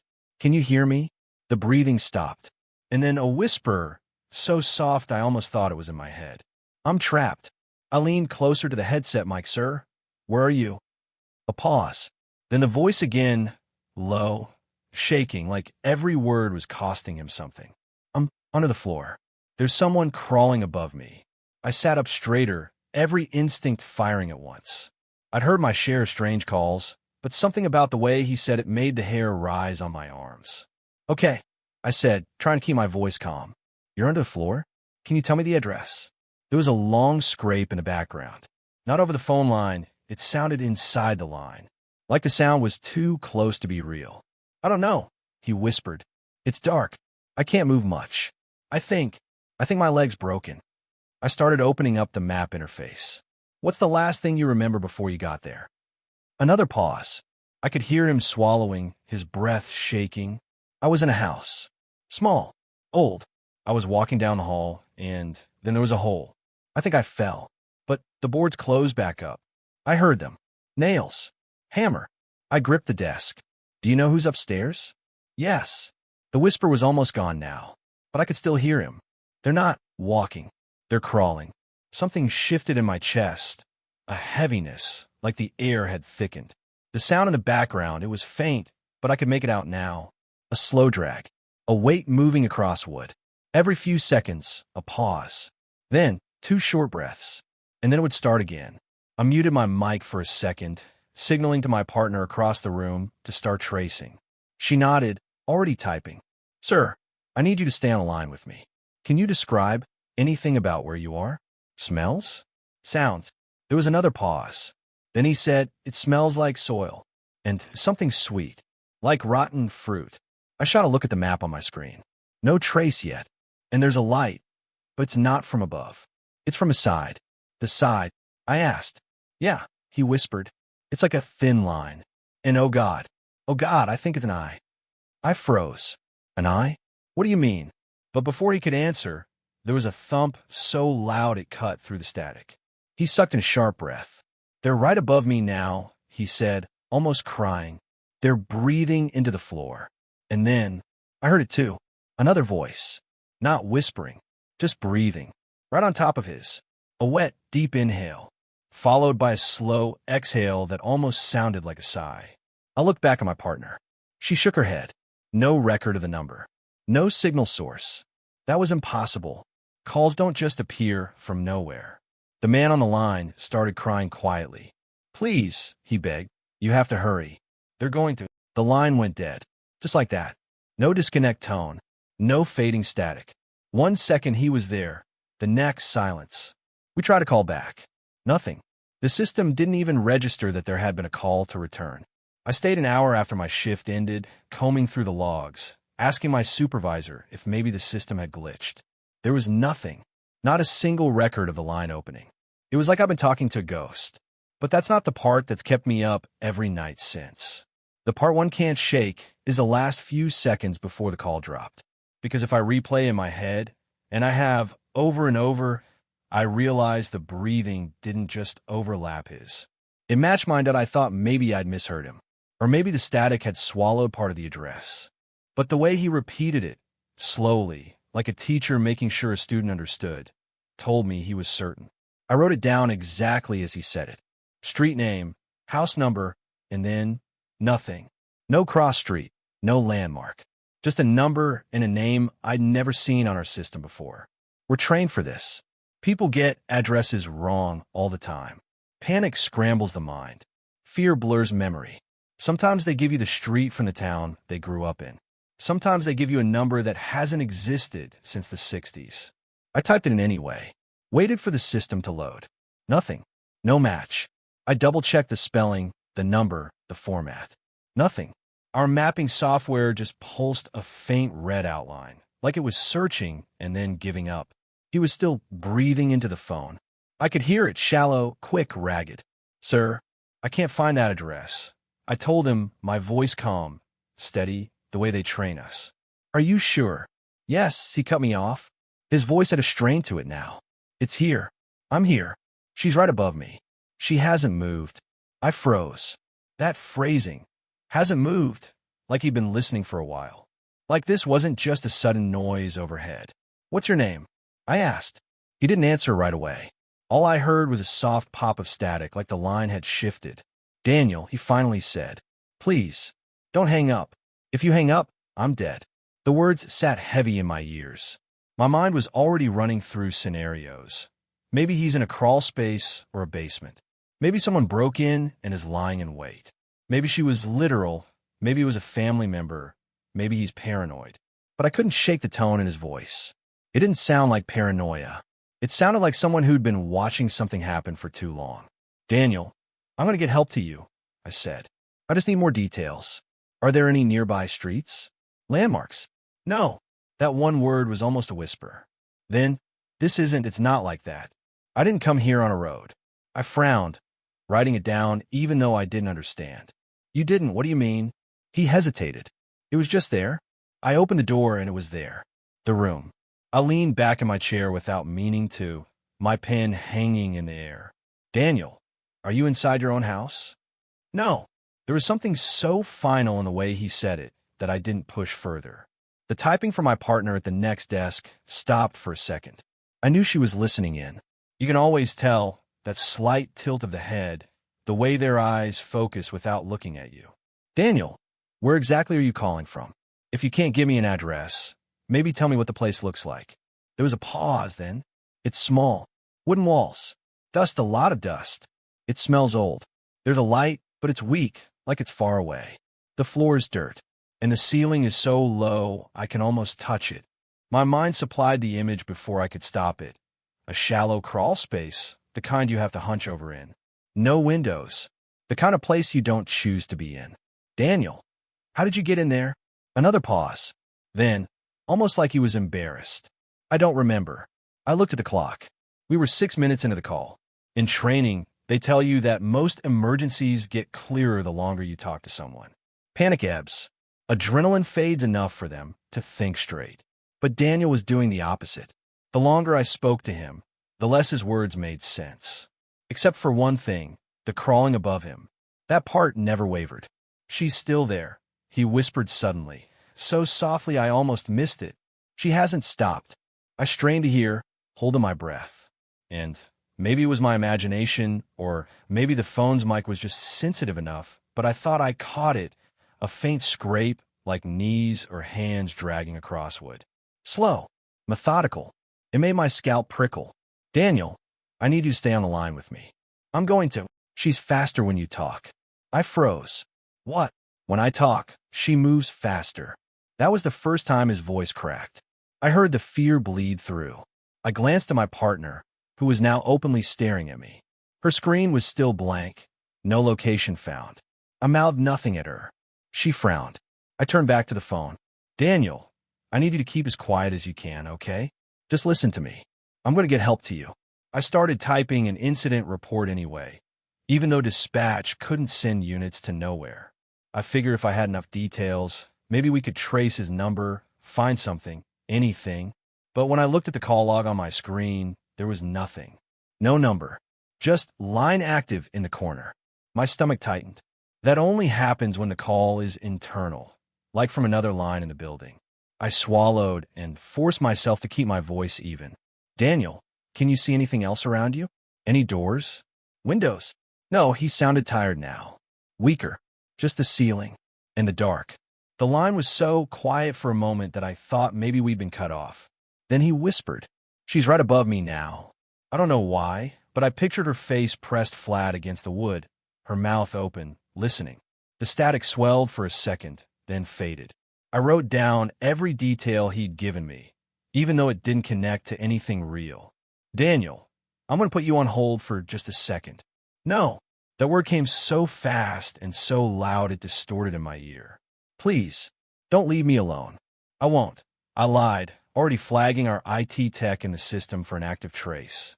Except, of course, he couldn't trace a call with no origin. A minute later, a private message from him popped up on my screen. Not coming through our network. My fingers felt numb. I typed back. Then how is it connected? No reply. Daniel, I said slowly. Are you sure you're not hurt? You don't sound. He sucked in a sharp breath. She's moving again. She's. A heavy thud cut him off, so loud it made me flinch. Silence. I waited. My partner was watching me like she could see the sound through my face. Finally, Daniel spoke again, so softly I had to turn the volume all the way up. She knows he can hear her. And then the line went dead. I didn't know how long the silence had been sitting in my headset until Sergeant Miller's voice cut through it. Static first, then his slow, careful tone. Dispatch, we're at the address you gave. Pause. There's nothing here. I remember staring at the coordinates on my screen, like if I stared long enough, the numbers would rearrange themselves into something that made sense. But they didn't. They just sat there, the same way they had when the man whispered them. What do you mean, nothing? I asked, my voice low, almost like I was afraid the caller could still hear me. Miller exhaled into the mic. The lot's empty. Overgrown. No house. No foundation. No mailbox. Just dirt and trees. He paused again, and I could hear his boots crunching against the gravel. But he stopped. I leaned forward in my chair. But what? But there's a driveway. Fresh tire tracks. They go in, and then they just stop.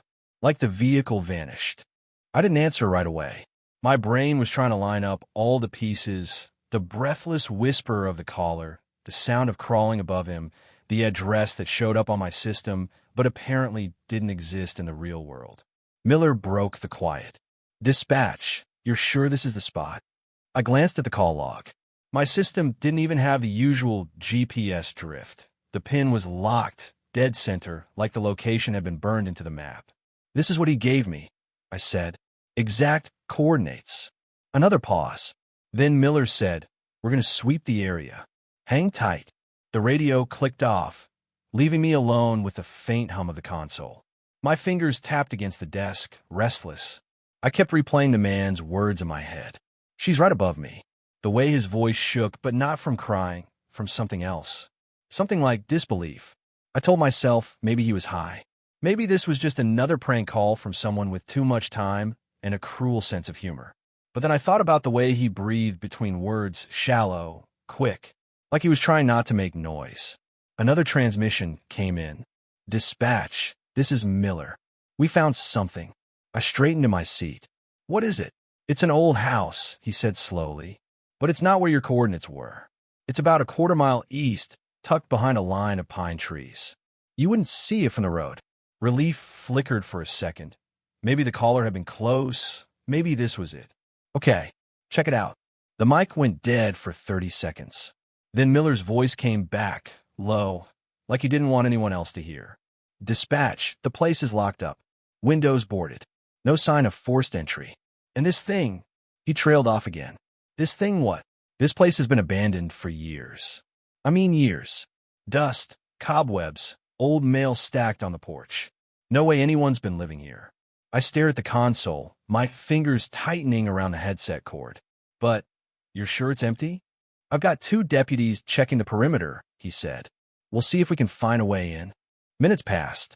I kept my eyes on the clock, watching the seconds tick forward. My palms were damp against the desk. Then Miller came back on. Dispatch, we're inside. My chair creaked as I leaned forward. And static hissed through the channel before he spoke again. It's just empty. Furniture covered in sheets. Floorboards warped. Smells like mold. There's no phone here. No power. And definitely no one trapped inside. I opened my mouth to argue, to tell him about the breathing I heard on the line, but he cut me off. One thing, though, upstairs, there's a hatch in the ceiling. Crawl space access. And what? My voice cracked. There's fresh dust patterns.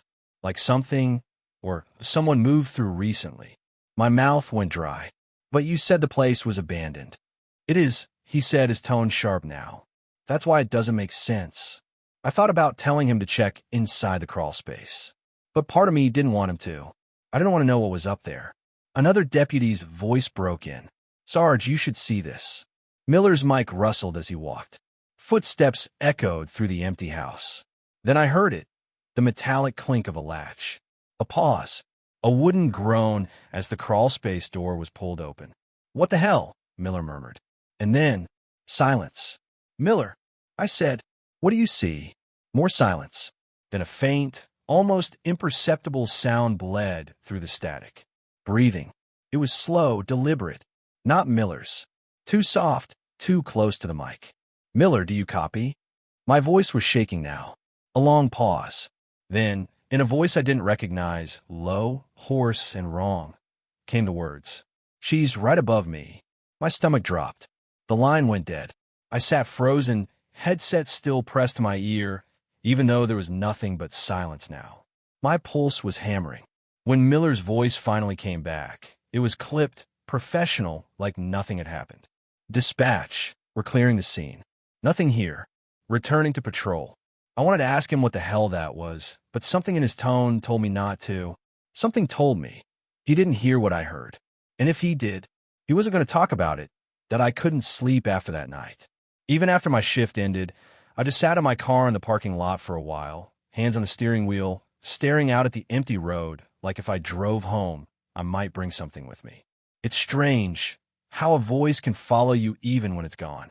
You think of the way it sounded, the shape of it in your ear. And the more you think about it, the more you hear it again, until you're not even sure if it's memory or something that's still happening.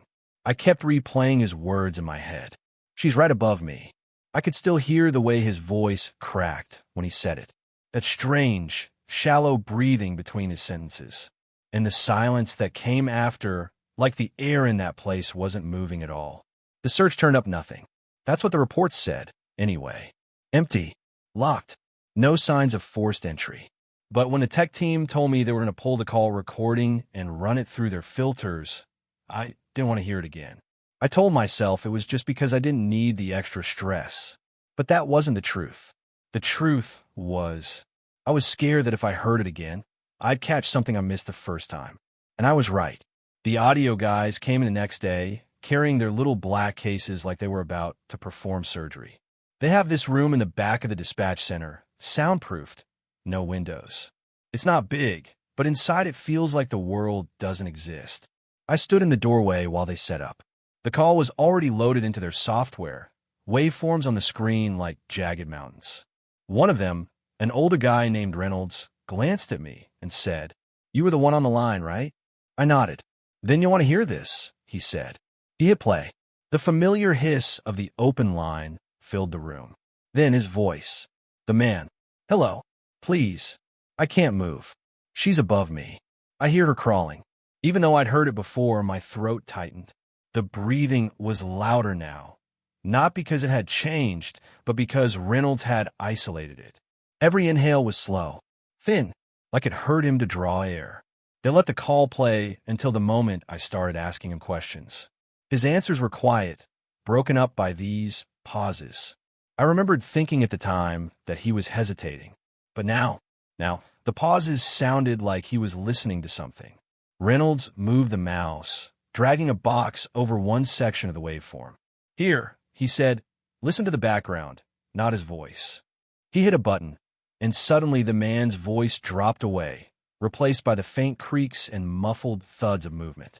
It was faint, barely there, but once I noticed it, I couldn't stop hearing it. Something was shifting above him, not walking, not running, dragging, like someone was crawling on their elbows and knees, slow and steady, directly over his head. The hairs on my arms lifted. Reynolds was watching me carefully, like he was waiting for me to recognize something. Then he clicked another filter on, and I heard it. It was a whisper, so faint that if you weren't listening for it, you'd never catch it. A woman's voice. Not words, not at first, just a sound. Almost like humming. But then no, it wasn't humming. It was breathing, timed with the dragging sound. And buried in that breath, under the strain of it, were words. Don't look, repeated, over and over. I think my jaw clenched so hard it hurt. Because in that moment, I realized the man hadn't been talking to me when he was silent. He'd been listening to her, and she was close enough that the microphone on his phone, wherever it was, picked her up like she was only inches away. Where did you find this? I asked, even though I already knew the answer. Reynolds didn't look away from the screen. It's in the original recording. We didn't add anything. Just stripped the main vocal and boosted the ambient range. I felt my mouth go dry. So, she was there the whole time. Yeah. We let the call play out again, but this time I could barely hear him. All I could focus on was her. There was a moment, halfway through, when her whisper cut off abruptly. And then silence. A silence that somehow felt heavier than the sound itself. And then, like she turned her head toward the phone, her voice came back, sharper this time. Don't look. Not hurried. Not panicked. It sounded like a warning. But the worst part? When she said it that second time, it didn't sound like she was talking to him. It sounded like she was talking to me. I stepped back from the desk. My legs felt weak. Reynolds frowned. You're right. Yeah, I lied. But my head was full of static. If the address didn't exist, if the house they checked was empty, where was he? And where was she? The more I thought about it, the more it felt like the crawl space wasn't just a physical place. Like maybe it was something you could end up in without being anywhere at all. I've been doing this job for 6 years, and I'd heard every kind of call you can imagine. But this didn't feel like any of them. I left the sound room, but the whisper followed me. That night, I thought I heard it again, faint from the corner of my bedroom. I told myself it was just my mind replaying it. That's what the brain does. It loops the things that scare you. But I couldn't shake the image of her, whoever she was, pressed into that narrow, dark space, her face turned toward the phone, her mouth moving slow as she said the words. Don't look. I didn't know if she meant don't look at her or don't look for her. Either way, I've been trying to listen to her. Because now, when the line is quiet at work and I take off my headset, sometimes I still hear the faintest drag of movement in the walls. And I'm afraid that one day, if I look up, she'll be right above me. I was halfway through my night shift when the first call came in. The room was quiet except for the low hum of the HVAC and the soft clicking of keyboards from the other dispatchers. Nights here could be painfully still. You'd go an hour without a single ring. Just you, the glow of your screen, and the distant thought that maybe the rest of the county had gone silent too. So when my headset chirped and the line opened, it startled me more than it should have. 911, what's your emergency? I said. The man's voice came fast, panicked. There's a fire. A big one. It's spreading. He was coughing, breathing hard. It's the old 2-story on Willow and 8th. My wife's inside. She can't. I leaned in, fingers already flying over the keyboard. Sir, I need you to stay calm. Is anyone else inside beside your wife? No, just her. Please, I can see the flames through the upstairs windows. I was patching it through to fire, marking the address, giving details as quickly as I could. The other dispatcher at the far end glanced over, probably hearing my tone. What's your wife's name? I asked. Lena, he said, voice breaking. Please hurry. Please. Sirens were already being dispatched. I kept him talking until I heard the faint wail of them over his end. He started shouting, telling me they were here, and the call ended with the sound of someone yelling to get the ladder up. It wasn't the strangest call I'd ever taken, but it stuck in my head. Something about the desperation in his voice made it hard to shake. I glanced at the clock. 2:38 a.m. 15 minutes later, the line lit up again. I clicked in, my voice calm and automatic. 911, what's your emergency? The voice was the same. Same man. Same exact tone. There's a fire. A big one. It's God, it's spreading. At first I thought maybe it was him again, giving an update. But the words, they were the same. Word for word. Even the cough between it's and God. My chest tightened. Sir, I said, interrupting. He kept going. It's the old two-story on Willow and 8th. My wife's inside, she can't. I froze. I remember this exact sequence. Even the background noise, the faint hiss of wind, was identical. I glanced up. The other dispatcher wasn't looking at me this time. The room was the same as it had been 15 minutes ago, except my stomach had started to knot. Sir, I said again, louder this time, we've already sent fire to that location. Do you understand me? He didn't respond to my words. Just kept going. No, just her. Please, I can see the flames through the upstairs windows. My fingers hovered over the keyboard, but I didn't type anything. I just sat there, headset pressing into my ears, as the call played out exactly like before. Every pause, every inflection, even the faint sound of someone shifting their weight. It wasn't possible. When the sirens came in on the other end, they were exactly the same volume, same timing, same shouted, get the ladder up. And then, the same click. The call ended. I stared at the timestamp. 2:53 a.m. Exactly 15 minutes apart. I pulled up the incident log. The fire crew had already been out there. The note said they'd found no active fire when they arrived. No visible smoke, no one outside. They'd knocked on the door and gotten no answer. Windows were intact. The captain had marked it as unfounded. I just sat there for a moment, feeling my pulse in my neck. When you work this job, you start to notice the patterns. Domestic disputes spike on holidays. Drunk driving calls come in a rush around closing time. But calls like this, calls that happen twice, exactly the same, with no real emergency, those weren't part of any pattern I knew. I tried to shake it off. Maybe it was a recording, a prank, some bored kid with a soundboard. Except the man's voice had been raw, not staged, and it hadn't been routed through some internet line. This was a direct call. I made a note in the system, tagged it for review, and tried to focus on the next set of reports. But my mind kept drifting back to his voice. The way it cracked on the word Lena.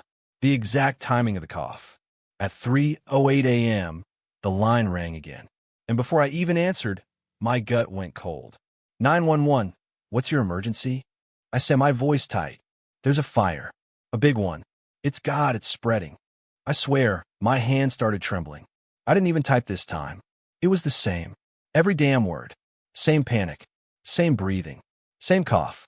I let him go on, listening like someone might watch a horror movie they've already seen, dreading each familiar beat but unable to look away. It's the old two-story on Willow and 8th. My wife's inside, she can't. The other dispatcher finally glanced over, frowning. That guy again, she mouthed. I just nodded slightly, eyes locked on the clock. 15 minutes. Every time. By the time the get the ladder up came through, I had goosebumps crawling up both arms. I didn't end the call right away. Just sat there, headset still in place, listening to the silence after it clicked off. No dial tone. Just nothing. I wrote another note in the log. Tagged it for the supervisor. But as soon as I hit enter, the phone rang again. I swear my breath caught in my throat. 3:23 a.m. 911. What's your emergency? There's a fire. A big one. It's God, it's spreading. My supervisor came over, seeing my face. I waved him closer, then hit the speaker button so he could hear. We listened together as the voice went through the script again. It didn't matter what I said. He never reacted. He just recited it as if it was happening in real time. But it wasn't. And here's the part one still can't explain. At one point, in the middle of the exact same cough, I could hear my own voice from the first call. Not speaking, not reacting, just the faint sound of me breathing from 15 minutes ago. The background wasn't just similar, it was identical. The supervisor killed the call before it finished. His face was pale. He told me to log it and not answer if it came in again, route it straight to him. But that wasn't the end, because the calls kept coming. 15 minutes apart. Every time. All night. And with each one, I started to notice things I hadn't before. On the fourth repeat, when he said, "I can see the flames through the upstairs windows," there was a faint sound in the background, a soft tapping like fingernails on wood. On the fifth, the tapping was louder and slower. By the sixth, there was another voice, just barely audible, a woman's. I couldn't make out the words, but she was speaking over him, almost in sync, like she was reading the same lines with him, but a half beat off. By 5 a.m., I was sick to my stomach. I started to dread each 15-minute mark. My whole body would tense, waiting for that chirp in my headset for the same words to start again. There's a fire, a big one. It's God, it's spreading. The tapping, the faint female voice, they never stopped after they appeared. They just got clearer. And somewhere around the eighth call, I realized she wasn't repeating his words. She was saying something else entirely. I couldn't hear all of it, but I caught pieces. "It's cold here. Why won't you help me? He can't see me." I didn't tell anyone that part. Not my supervisor, not the other dispatcher. I just wrote the same note. Repeat call, same audio, 15-minute interval, and hoped someone higher up would take it. But deep down, I knew it didn't matter. Because whatever this was, it wasn't something we could fix with a trace or a knock on a door. It was something else. And it had started counting time in a way that had nothing to do with the clock on the wall. That I didn't notice the clocks right away. Not until the second cup of coffee. Our dispatch center has 3 wall clocks, one above the main board, one in the hallway by the break room, and one in the supervisor's office. They're big, loud things. You can hear them ticking if the room's quiet enough, which, for a place that lives on incoming calls, is rare. But that night or morning or whatever it was, something had been gnawing at me, like my body knew something my brain hadn't caught yet. My eyes felt heavier than they should have, my skin a little clammy. And there was this strange stillness under everything. Not silence, just stillness. It was Jody who said it first. "Hey, does that clock look wrong to you?" I looked up. The one over the board said 3:07 a.m. Nothing unusual, except it had said 3:07 the last time I'd looked, which was a while ago. "Probably the batteries," I said, because that was easier than admitting the truth, that I'd been glancing at it for what felt like half an hour and it hadn't moved. But then Ron, over at the far desk, let out this little laugh. "Weird. Mine stuck too." He pointed to the wall behind him. Same time. Same frozen hands. I don't know what made me check the hallway. Maybe I just wanted to prove it was coincidence. But when I stepped out, the third clock was there, big as life, and still at 3:07. 3 clocks, 3 rooms, all stuck. Jody frowned. "Okay, that's creepy." And yeah, it was. But in dispatch, you learn not to obsess over little weirdnesses. You can't. There's too much else demanding your attention. Calls don't stop because your brain is itching. So we went back to work. Except, work didn't feel right. Usually, time in here is elastic. An hour on the board can feel like 3 minutes or 3 days, depending on what's coming through the lines. But this was different. It wasn't dragging. It wasn't flying. It was gone. We'd taken a couple noise complaints, a welfare check, and 1 domestic disturbance since the clocks had broken. But it didn't feel like time had moved forward at all. The air in the room felt thick, like the whole place was wrapped in wet wool. I caught myself staring at my computer screen, realizing I couldn't remember how long I'd been looking, or when I'd last blinked, or what I'd been doing before. And then the first fire call came in. It was chaos, screaming in the background, a man yelling something about smoke in the kitchen, kids crying. It lasted about 3 minutes before the line dropped. We dispatched units. The adrenaline hit, same as always. But then, 15 minutes later, it came again. Word for word. I don't mean similar. I mean identical. Same voice. Same panic in his breath. Same words. Same pauses. Same static crackle between syllables. And the clock? Still 3:07. By then, everyone was on edge. Ron swore it was a glitch in the recording system. Jody thought maybe the call had been accidentally rerouted from a backup line. Our supervisor didn't say much at all. Just kept looking at the wall clock like if she stared hard enough, it'd start moving again. I tried checking my phone for the time, but the screen just froze when I unlocked it. The digital numbers didn't change either. 307, locked in place. That was the moment my chest got tight. Because clocks can break, sure. Wall ones, phone ones, even a timestamp on our call software. But all of them? At once? We all kept working, because what else do you do? Calls were still coming in. Not as many as usual. And some didn't make sense. There was one from a guy saying his neighbor's house wasn't there anymore, like it had never been built. His voice was steady, but I could hear his breathing, fast, uneven. Then the line cut out before I could transfer him to an officer. Another from a woman whispering, "Do you see her too?" before hanging up. I didn't log either call right away. I just couldn't. At some point, if you can call it a point, I decided to get up and walk, just to see if maybe the clocks in other parts of the building were moving. Maybe it was just us, but every single one I passed was stuck. Break room, locker area. Even the little digital clock on the vending machine read 307. And the weirdest part? The second hand wasn't just frozen, it was shaking, like it was trying to tick forward but couldn't. I think that was when my stomach really turned. I came back to my desk and noticed something else. The coffee in my cup was still steaming. I'd poured it ages ago. Normally, it would have gone cold by now. No one said the word time, but we were all thinking it. Hours, or maybe seconds. Later, I heard Jody say quietly, "When does our shift end?" No one answered, because none of us could remember. We knew the schedule. We knew we'd come in at 10 p.m. We knew we were supposed to be out by 6 a.m. But with every clock stuck, there was no way to know how close that was, or if it was coming at all. I kept telling myself, we'll walk outside at sunrise and laugh about this. But deep down, I wasn't sure sunrise was still an option. Later, the fire call came a third time. Exactly the same. Ron slammed his headset down and yelled into the room, "What the hell is going on?" His voice echoed, not like in a hallway, more like it was bouncing off something that wasn't the room we were in. And that echo lasted just a little too long. No one moved. No one wanted to be the one to break the thin layer of reality we were still standing on. I started thinking about the last normal moment I could remember. Not just tonight, in general. And it scared me how far back I had to go. We'd come in, booted up the systems, taken a few calls, but I couldn't picture walking in the door. Couldn't picture my drive here. Like those memories had been sanded smooth. And then it hit me. What if the clocks didn't stop tonight? What if they'd been at 307 for a long time, and I'd only just noticed? That thought lodged in my throat and stayed there. The calls kept coming, each one stranger, more desperate.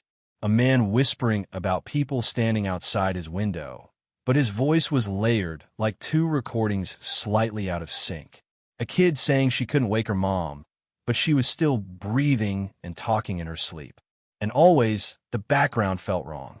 No matter the voice, no matter the story, there was this faint hum under it. Like the room they were in wasn't connected to ours. I tried to shake it off, try to focus on the work. But every time I glanced up, the hands of the clock were still there. Still at 3:07. Eventually, I thought about checking outside, just seeing. But when I looked toward the glass doors at the end of the hallway, the idea died in my throat. Because the view beyond the glass was pitch black. Not night dark, darker. Like the glass didn't lead to the parking lot anymore. Like it opened onto nothing. And somewhere in that nothing, I thought I saw movement. I didn't go closer. When the fire call came a fourth time, none of us even flinched. It just played. Same voice. Same panic. Like a tape on loop. And I realized, if time wasn't moving, then maybe nothing else was either. Maybe these calls weren't new. Maybe they'd been here waiting for, I don't know, waiting for us to notice. The thing that's eating at me now isn't the clocks or the calls. It's that feeling you get when you've been holding your breath for too long and your body's screaming for air, but you can't remember how to breathe. That's what this whole night feels like. Like the world's been holding its breath. And sooner or later, something's going to exhale. And I'm not sure I want to be here when it does that. I thought maybe I just lost track of time. That happens sometimes on night shifts, especially when things are busy. You stop checking the clock and just keep your head down, typing, talking, logging. But this wasn't one of those nights. This was something else. The call volume had gone from normal to strange to something that made the hair on my neck lift, all in the span of a few hours, or what should have been hours. We kept getting the same addresses. At first, it was easy to write off. Someone with a broken alarm system, a confused caller, a kid making prank calls from a blocked number. But when the third fire crew went out to the same house and never came back, it didn't feel like a prank anymore. The address was 512 Ashworth. The first call was a woman's voice, sharp and panicked. I remember her because she didn't sound like most people do in a crisis. There was no stumbling over words, no gasping for air, just fast, clipped sentences like she'd rehearsed them. There's smoke in the hallway. It's getting under the door. I can't get my kids out. Please send someone now. We had units already on the road before she even hung up. They left the station. We heard them over the radio for a few minutes, status updates, the usual chatter between engines, and then nothing. Radio silence. It happens sometimes when they're busy. Sometimes crews don't call in until the scene is under control. But this time I kept listening. Something in me wouldn't let it go. 15 minutes later, the line lit up again. Same address, same voice, same exact words. The first few times, I didn't catch it. My brain filled in gaps, made excuses. But then I noticed she never said her name, never said her kids' names. Every syllable, every breath, every inflection, it was identical. Like someone hit repeat on a recording. We sent another crew. Same thing. Chatter at first, then silence. We tried to hail them on every channel. Nothing. I told myself they were probably both still at the scene. Maybe the first crew needed backup. But when 15 minutes passed, and I got that same call for the third time, something cold settled in my chest. It didn't stop at 512 Ashworth. We started getting repeats all over the county. A man trapped in his truck after a rollover on Highway 9. A teenager screaming about someone in her backyard. A neighbor reporting pounding on the walls of the abandoned house next door. Every single one of them, word for word, tone for tone. And every time we sent a unit, they never came back. It was like sending them into a black hole. Around 2 in the morning, at least I think it was 2, dispatch started to feel wrong. Not just the calls, the air, the light. We have this hum in the building from the fluorescent bulbs and all the equipment. It's always there like white noise. But I noticed it had dropped in pitch. Barely. Just enough to make my head feel heavy. And the light seemed slower. I can't explain it better than that. Like the flicker of the bulbs was stretched out, lazy, not quite syncing with everything else. I glanced up at the wall clock. 3:07 a.m. No big deal, right? Maybe I'd just been so caught up that I hadn't looked at the time in a while. But then I looked at the clock over the supervisor's desk. 3:07 a.m. And the one in the break room. 3:07 a.m. I checked my phone. 3:07 a.m. I thought maybe it was a power issue, but the clocks aren't even on the same circuit. The wall ones are battery-powered. My phone's on the network time server. Every single one stuck. It was impossible, and yet it was happening right in front of me. We kept working. We had to. Calls were still coming in, after all. But there was this feeling that nothing outside this room existed anymore. Like we were cut off from everything except the voices on the line. And they were getting stranger. Sometimes the callers would pause mid-sentence. Too long. Like they'd forgotten what words were. Sometimes they'd repeat the same phrase 3 or 4 times in a row, and then pick up like nothing happened. And sometimes they'd say my name. Not ma'am, not operator, my actual name. But in the same exact tone they'd use for the rest of the sentence. Like it wasn't a warning or a threat. Like it was just part of the script. The crews that left, we stopped hearing from them entirely. No radio checks. No chatter with other units. No one coming back to swap shifts or grab food. Their chairs at the station sat empty. The parking lot stayed bare. We tried sending patrol cars instead. 2 officers per car. None of them came back either. The addresses started to repeat faster now. Not 15 minutes between, more like 5. Then 3. The same calls, over and over, looping tighter and tighter. At some point, I realized my body didn't feel tired anymore. Normally, by 3 or 4 a.m., the weight of the night shift sets in. Your eyes start to burn. Your neck aches from sitting too long. But I felt nothing. Not awake, not tired. Just steady. Like my body didn't know time was supposed to be moving. I tried to remember what I'd eaten that day and couldn't. I tried to remember what day it even was and couldn't. The only thing I could remember clearly was the sound of that woman from Ashworth. That exact, unchanging sentence. There's smoke in the hallway. It's getting under the door. I can't get my kids out. Please send someone now. Once, I thought I heard something under her voice. A noise behind her words. It was faint like static, but wetter. A slow, deliberate inhale like something breathing right next to the phone. I played it back through my headset. Again. Every time it was there. But the other dispatchers said they couldn't hear it. They just stared at me like I was scaring myself on purpose. Maybe I was. By the time the call looped for I don't even know what number, the edges of the room felt wrong. Like the walls were leaning in just a little. Not enough to see, but enough to feel. The hum from the lights had gotten lower, deeper, almost below hearing. It made my chest buzz. I went to the break room to grab water, and as I passed the window, I saw the street outside. Completely still. Not just quiet, still. A car frozen in the middle of the road. The brake light stuck on. A man mid-step on the sidewalk, leaning forward, coat flaring. A piece of paper in the air, caught forever halfway to the ground. 3:07 a.m. outside, too. I didn't tell anyone what I saw. I didn't want to hear them tell me they'd seen it, too. We kept answering calls, because what else could we do? But each time I picked up, I thought I could hear less of the person and more of that other sound. That slow inhale. Closer now. The voices never broke. Never changed. Never got desperate or angry or impatient. They just said their lines. I think about the crews sometimes. Where they went. If they're stuck in that same minute with the rest of the world. Or if they're somewhere else entirely. Sometimes when the radio crackles, I almost think I'll hear one of them calling back in. But it's never them. It's just the next loop. I've stopped checking the clocks. There's no point. The calls will keep coming. We'll keep sending people. And the night will keep stretching, pulling, thinning. Until there's nothing left outside this room but voices. And maybe, eventually, not even that I stopped checking the clock sometime around. God, I don't even know when. At first, I thought it was broken. Then I thought maybe it was just the batteries. Then I realized it wasn't just my clock. It was all of them. Every single one, stuck in that same stubborn time. 3:07 a.m. It had been days, at least I think so, but the sky outside was still pitch black. Not the soft kind of black you get right before dawn. Not the kind that has a hint of blue in it. This was the kind of black that feels heavy, like it's pressing down on the building. The others stopped talking about it, after a while. You can only say that's weird so many times before the words stop meaning anything. The calls kept coming.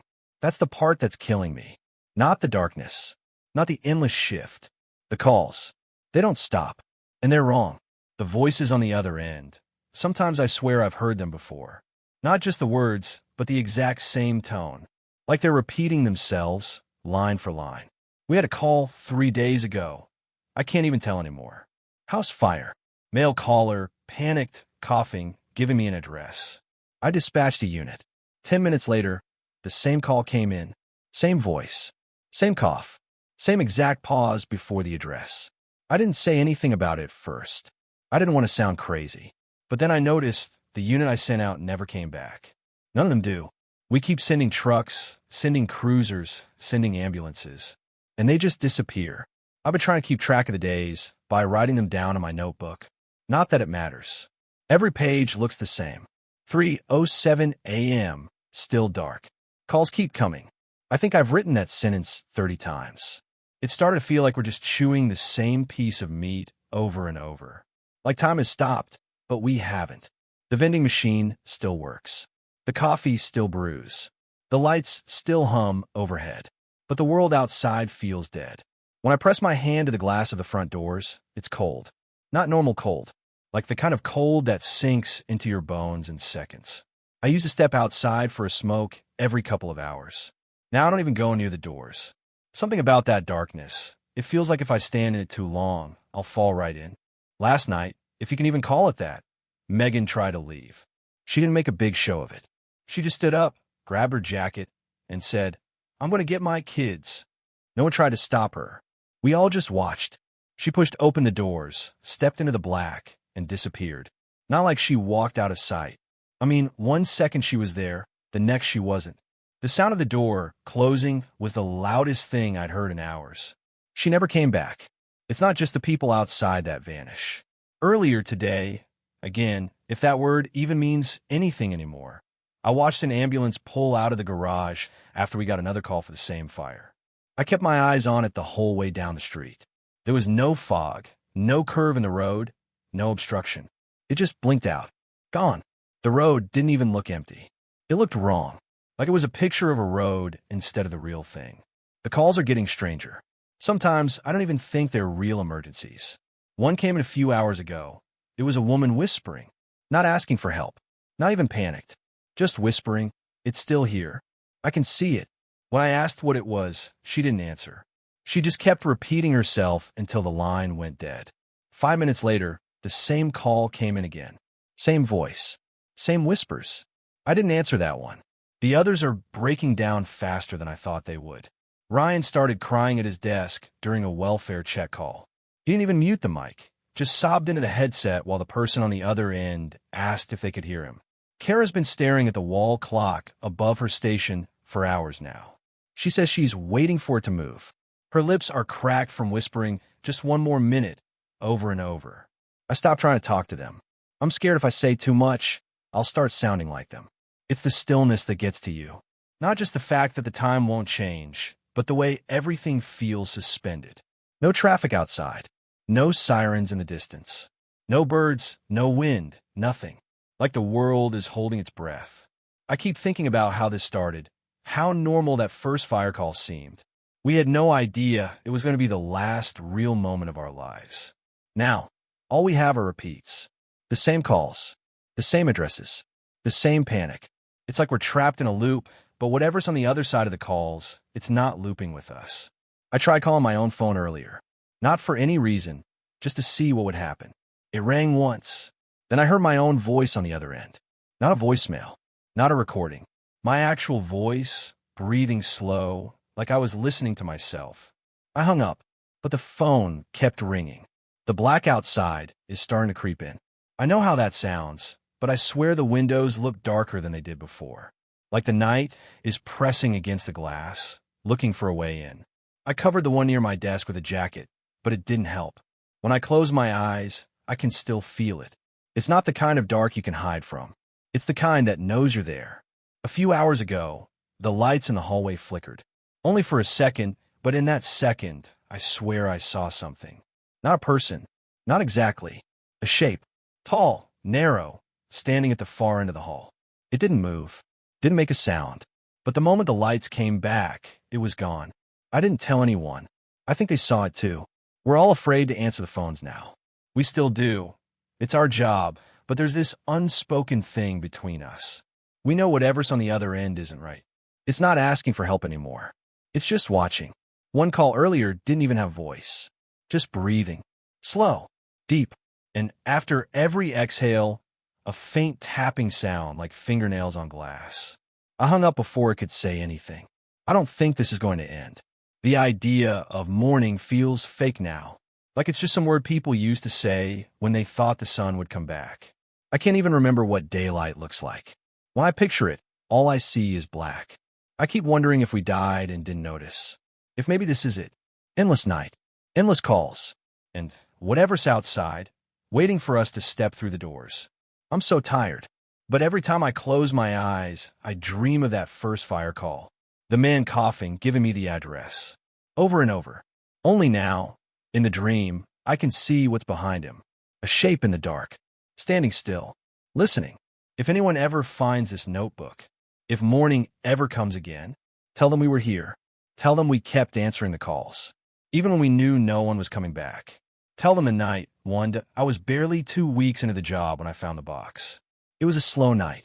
The kind where the air feels thick and nothing happens for hours, so you end up drifting toward things you shouldn't touch. The older dispatchers had all retreated to their routines, refilling coffee, scrolling their phones, swapping old stories they'd told 100 times before. My console was quiet. The glow of the monitors made my skin look pale, almost sickly. I've been told to use the downtime to familiarize myself with the storage archive. That usually meant sifting through the stacks of paper incident reports and making sure they matched the database. So I went downstairs. The storage room was colder than the rest of the building. It always was, like the air conditioning was set wrong. The light flickered when I pulled the chain. Rows of old metal shelving stretched toward the far wall, full of filing boxes, binders, and dusty envelopes. But in the corner, under a shelf no one could have easily reached without crawling, I saw something different. It wasn't labeled. Just a cardboard box, slightly crushed on one side, the edges gone soft with age. A thin layer of dust coated it, but not evenly, like someone had moved it recently and then set it back down. Curiosity has always been my worst habit. I pulled it out. It wasn't heavy, but it had that strange weight to it, like it was denser than it should be. I set it on the nearest table and opened the top. Inside were cassette tapes, dozens of them. Each one was in a clear plastic case, but there were no official labels, just strips of masking tape with dates scrawled in faded marker. Some of the dates went back more than 20 years. We didn't use tapes anymore. We hadn't for years. Everything was digital now, neatly stored in the system. The only reason to keep old tapes like these would be for court archives or training materials. But those were always labeled, cataloged, and stored in the official evidence boxes. These weren't. I picked one up. The masking tape on it was almost yellow with age. The handwriting was jagged, rushed. It said, January 19th, 03, 4:12 a.m. That was it. No incident number. No description. I turned it over in my hands, wondering what could be on it. Part of me knew I should have just logged it in the found items bin and left it for someone else. But there was something magnetic about it, like the air around the box was pulling me in. There was an old tape deck on the far side of the room. Probably hadn't been used in years. I brought the tape over, dusted off the buttons, and slid it in.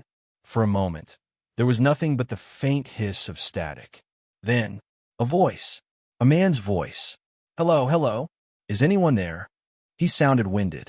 Not panicked exactly, but there was something wrong in the way he spoke. Like he was trying to keep his voice low. I'm calling from 112 Grove Street. There was a pause. I could hear faint movement in the background. Something shuffling, slow, almost deliberate. They're in the house, he whispered. My chest tightened. There was no operator's voice on the recording. No. 911, what's your emergency? No background noise from the call center. It was just him, talking into the phone like he didn't know if anyone could hear him. They've been here for hours, he said. They're not moving right. Not like people. My skin prickled. Another pause. This time I thought I heard breathing. Not his. The sound was too wet, too close to the receiver. They keep watching me. The recording ended there. No click, no sign-off. Just silence. I ejected the tape and stared at it in my hand. My thoughts felt scattered, like I'd just woken up from a dream I couldn't fully remember. I wanted to check the date. Maybe pull the old records and see what happened at 112 Grove Street on January 19th, 2003. But something made me look back in the box instead. There were so many more. I picked another, May 6th, 97, 2:29 a.m., and put it in. Static. Then a child's voice. I can't wake my mom up. I froze. The kid sounded young. Maybe 6 or 7.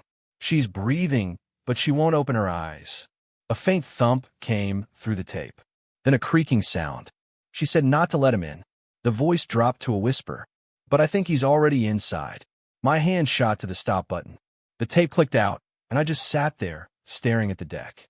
These weren't normal calls, and they definitely weren't supposed to be here. I don't know how long I stood there before I heard footsteps coming down the hall. I shoved the tape back in the box, slid the lid on, and pushed it under the table. Find anything down here? It was Ron, one of the night shift veterans. He had that half smirk he always wore, like he knew more than he was willing to say. Just old reports, I said quickly. He glanced toward the table, but didn't look under it. Yeah, there's a lot of stuff in this room that's better left alone. I forced a laugh. Yeah, I'm seeing that. But my hands were still shaking. When I went back upstairs, I couldn't stop thinking about the voices. The way they spoke. The way the recordings didn't sound like part of any real 911 call. It wasn't just the content. It was the silence between the words. Like something was there, but not speaking. That night, after my shift, I dreamed about the man from Grove Street. I saw him crouched in the corner of a dark room, phone in his hand, eyes darting toward the doorway. Something moved just outside my vision, but I couldn't see it. When I woke up, my throat was dry, and my alarm clock said 4:12 a.m., the same time as the first tape. I didn't tell anyone about the box the next day, or the day after that. But the problem with curiosity is that once it gets under your skin, it doesn't stop. On my next night off, I went back. The storage room was just as cold. The box was still there. I took it to my locker instead. Over the next week, I listened to tape after tape in the quiet hours between calls. A woman whispering about faces in the window when she lived on the 12th floor. A man sobbing, saying he could hear his wife's voice in the drain pipes. A teenager describing something, tapping on the glass from inside the mirror. Not all of them ended suddenly.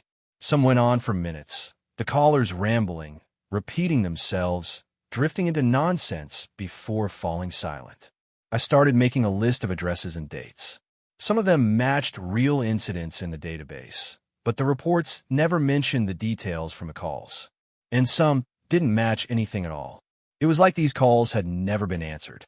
Or maybe they had, but no one made it back to log them. One night, around 3 in the morning, I played a tape from 2011.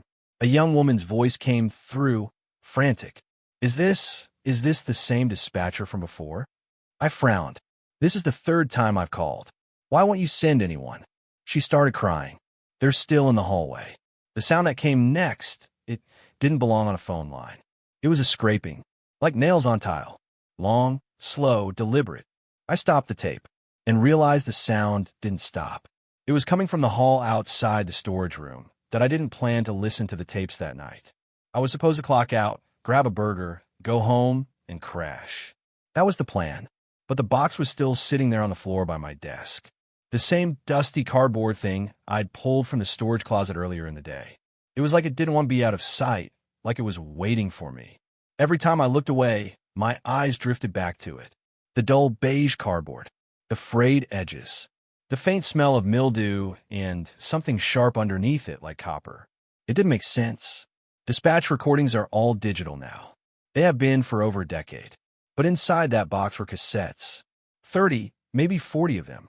No labels. Just cheap black plastic shells with clear windows showing brown magnetic tape wound tight inside.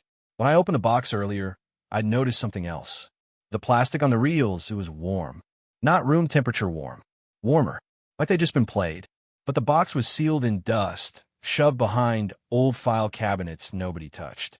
I told myself I was just curious. Rookie curiosity. That's all. I dug around the supply room until I found an old portable player. The kind with a handle and chunky silver buttons. It took a few minutes to find a working plug and coax it to life. The moment I hit play on the first tape, the machine let out a low, throaty hum, like it was waking up from a long sleep. Then a click, and static. It wasn't normal static. Most hiss is high and thin, easy to tune out. This had weight to it. It felt like it was pushing into my ears instead of leaking out of the speakers. Like it knew it had something to tell me. And then, hello. Oh God, please, you have to send someone. The voice hit me like a jolt. A woman, late 20s, maybe 30s. Her words were spilling fast, tangled, as if she was speaking faster than her brain could work. I instinctively reached for the keyboard, ready to log the call. But then I remembered. This call was already over. Recorded God knows when. Still, I wrote down the time code. Habit, I guess.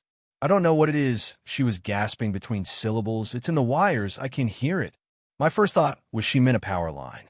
Some kind of electrical problem. Maybe arcing, buzzing. But she said it like the wires were alive. It's moving, she stammered. It's crawling through them. Her breathing was sharp and close to the mic, like she was crouched over the phone. I could hear a faint humming in the background. Not from her. Not from the line. Something else, deeper. Ma'am, a male dispatcher's voice cut in, calm, steady. What's moving? Can you describe it? It's wrong, she said, and there was a shiver in her voice that made my hands tense. It's like something pulling itself through. Oh God, it's coming toward the breaker box. Then a sound. At first I thought it was just the line crackling, but it swelled, rising into a strange, low chittering noise, like hundreds of tiny teeth tapping against metal. The dispatcher kept trying to keep her calm. "Ma'am, I need you to stay on the line." But she cut him off. "No, you don't understand. It knows I'm here."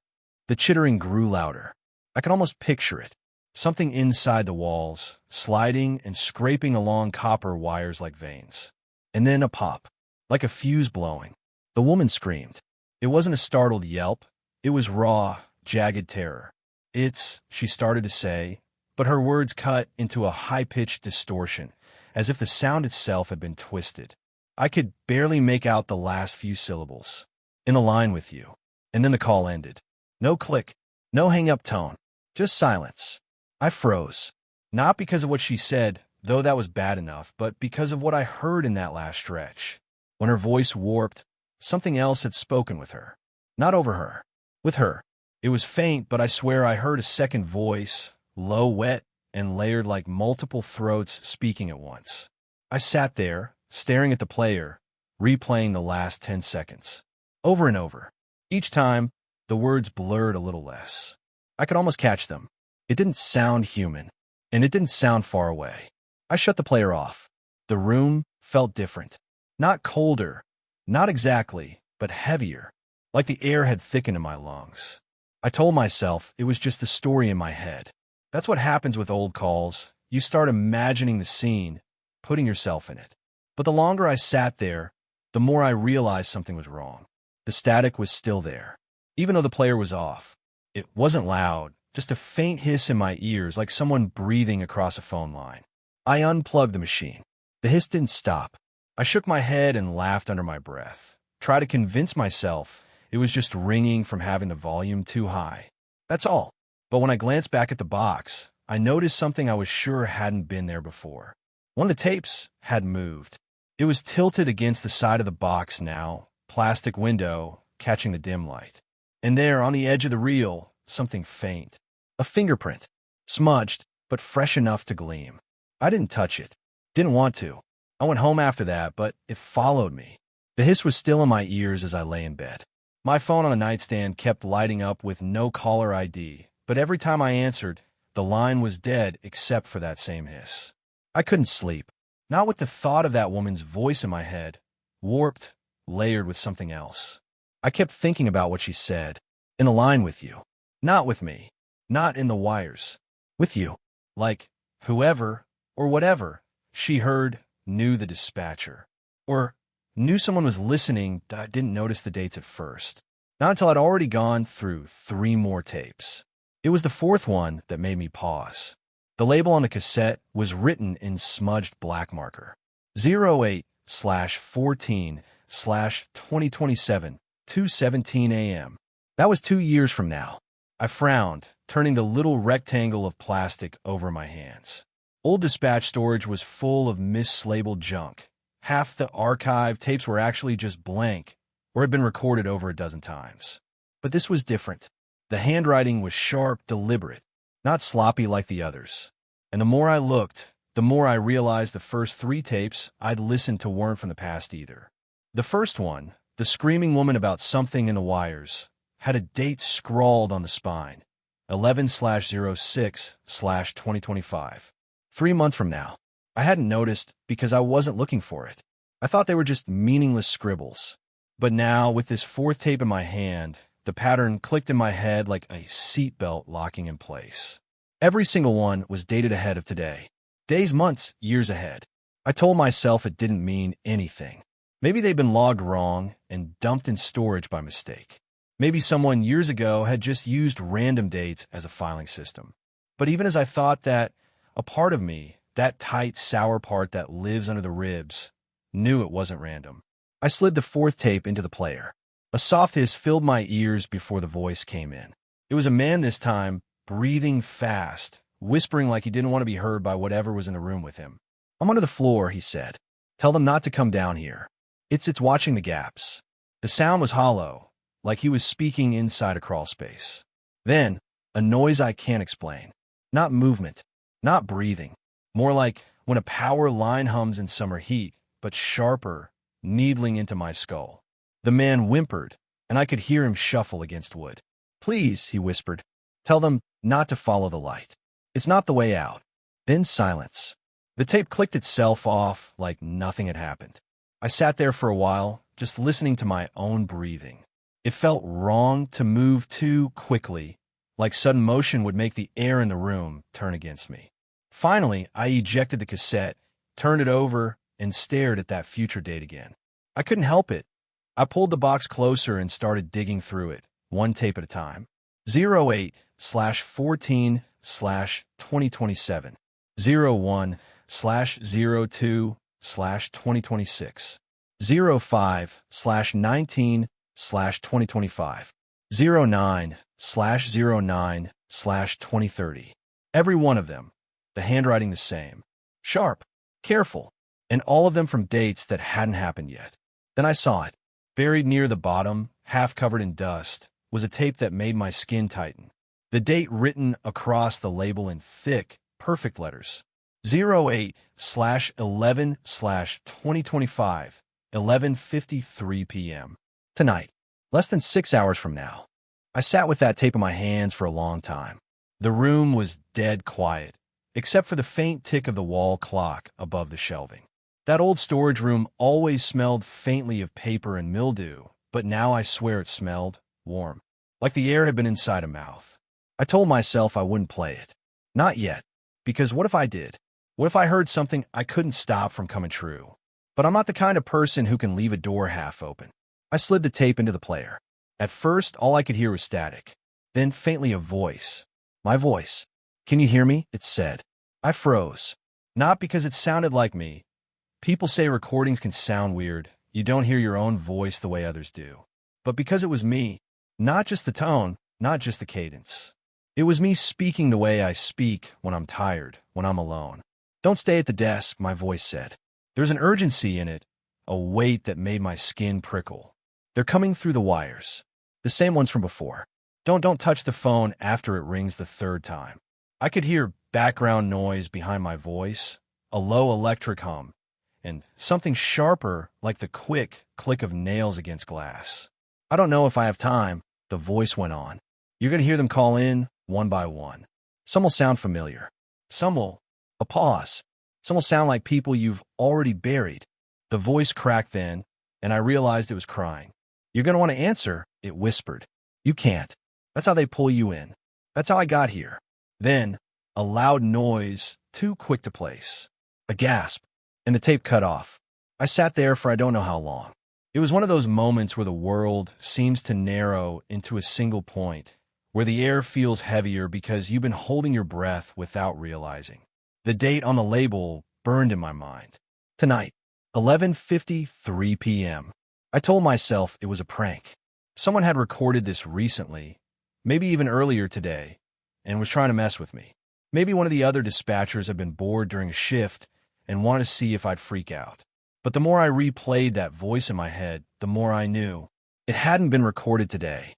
It hadn't been recorded in this world the way we think about it. I put the tape back in the box, but I didn't push the box away. I kept it right there, within reach, like having it close might help me make sense of it. I pulled out another random tape, this one dated 4 years from now, and slid into the player just to see if the pattern held. It did. A man's voice this time, frantic. He was screaming into the phone, begging the operator to cut the feed and burn the cables. He kept repeating, "They're in the lines. They're inside the lines." When the tape clicked off, I just stared at the machine. My stomach hurt in a way I can't explain. Not nausea, more like the kind of ache you get when you've been sucker punched, but the pain hasn't fully landed yet. I thought about leaving early, clocking out, going home, pretending I'd never seen the box at all. But that tape, the one from tonight, I couldn't shake it, because it wasn't just warning me. It was telling me exactly when something was going to happen. And it didn't matter how much I wanted to dismiss it. The clock on the wall was still ticking, still walking toward 11:53 p.m. I told myself I wouldn't answer the phone after the third ring, just in case. And yet, I kept hearing the faint buzz of a dial tone in my head, even though no phone was ringing. Around 8:30 p.m., the power flickered. Just for a second, enough to make the lights hum and dim, enough to make the computers reset their monitors. The hum was deep, electric, but there was something layered under it. A higher sound, almost like breathing pressed into the wires. I left the storage room and went back to my desk. Didn't even look back at the box. But in my head, it was still there, waiting like a mouth you know is about to speak. By 10:15 p.m., I was jumpy. Every ring of the phone made me flinch. Most of the calls were normal. Car accidents, suspicious noises, the usual drunk and disorderly reports. Then, around 11:20 p.m., I got a call from an old woman who said her television was talking about her. Not to her, about her. Describing what she was wearing, what she was eating, even the way her hand shook while holding the phone. I tried to calm her down, asked if she could turn the TV off. She said she'd already tried, said the plug wasn't even in the wall. Before I could ask another question, the line went dead. The clock read 11:52 p.m. I stared at the phones. Every second felt louder than the last. And then, right on time, the phone rang. 1 ring, 2 rings, 3. I didn't touch it. I didn't move. It rang a 4th time, a 5th. I thought it would stop there, but it didn't. It just kept ringing. The sound was sharp, mechanical, but under it, there was breathing. Slow, wet. On the 7th ring, it stopped. The room was dead silent again. I don't know what's worse, that nothing happened after, or that I'm sure something still will. The night isn't over yet, and the box is still in storage. Somewhere in there, I know there's a tape with a date even later than tonight. And if the voice on that one is still me, I don't think I want to know what I'm going to say. I stared at the cassette in my hand for way too long before I put it in the player. It was labeled with tonight's date. Not last year, not some weird century-old archive. Tonight. No time written, just the date. I've been telling myself for the past hour that it was a joke. Maybe some bored dispatcher from years ago decided to freak out whoever came after them. That's what my brain wanted to believe. But my gut kept telling me it wasn't a prank. I closed the office door before I played it. I didn't even want to risk someone walking in. Not because I was afraid they'd hear it, but because I was afraid they'd see me hearing it. The cassette clicked into place. I pressed play. For a moment, just static. A low hiss. I thought maybe it was blank. I almost let out a nervous laugh. And then, I heard myself. 911, what's your emergency? My own voice. Same tone, same little uptick at the end of the sentence. I know my voice well, especially the one I use on the job. That wasn't someone doing an impression. That was me.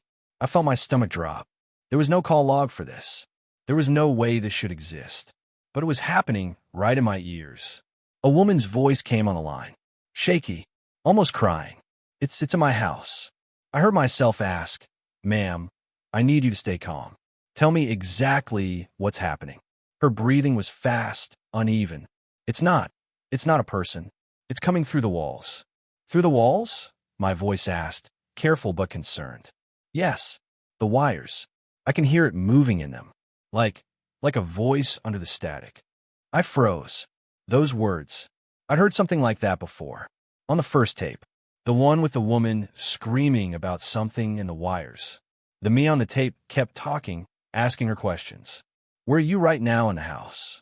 In my bedroom. The lights keep flickering. Oh God. Her voice cracked. It's in the outlet. It's oh no. Then a horrible sound. Like a microphone being torn through with claws. A screech of distortion. I ripped off the headphones. The hiss of static kept spilling into the room from the small speaker on the player. But my voice on the tape, kept talking. Ma'am? Are you still there? Silence. Then, the woman's voice again. But lower. Almost a whisper.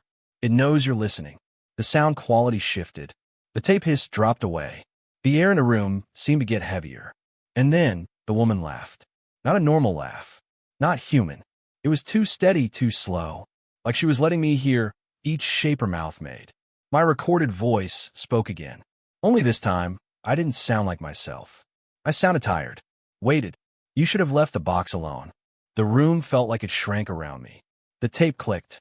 Stopped. I sat there staring at the player, my hand hovering above it like maybe I'd rewind it, like maybe I'd convince myself I'd heard it wrong. But deep down, I knew that wasn't going to happen. I wasn't mishearing. I wasn't imagining. That was my voice. And those words, those weren't just some script from an old prank.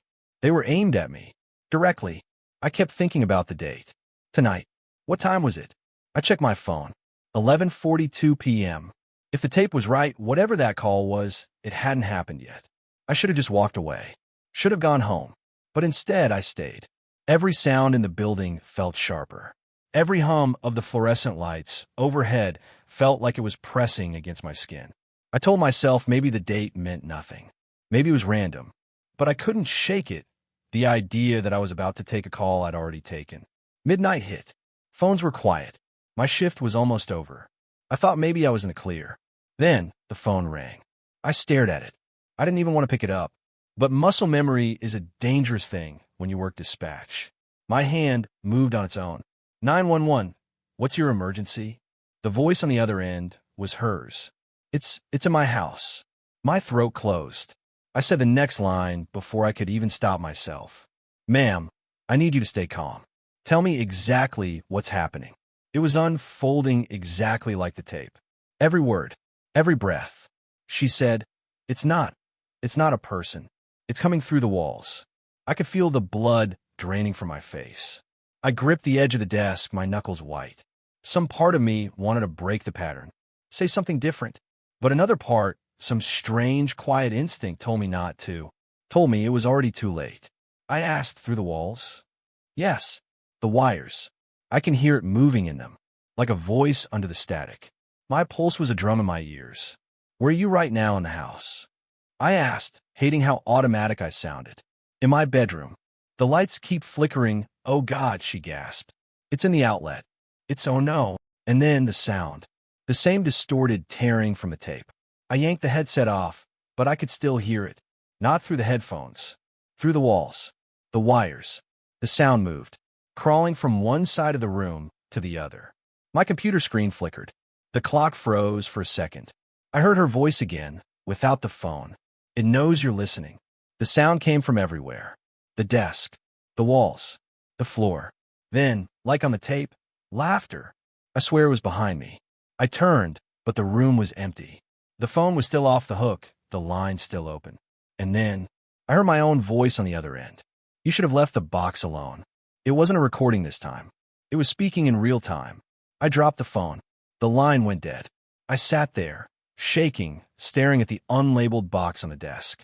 The other tapes inside seemed heavier, like whatever was in them was aware of me now. I don't know how long I sat there before the shift ended. I don't even remember driving home. But when I unlocked my apartment door, I heard it. A faint hiss, coming from the outlet in the wall.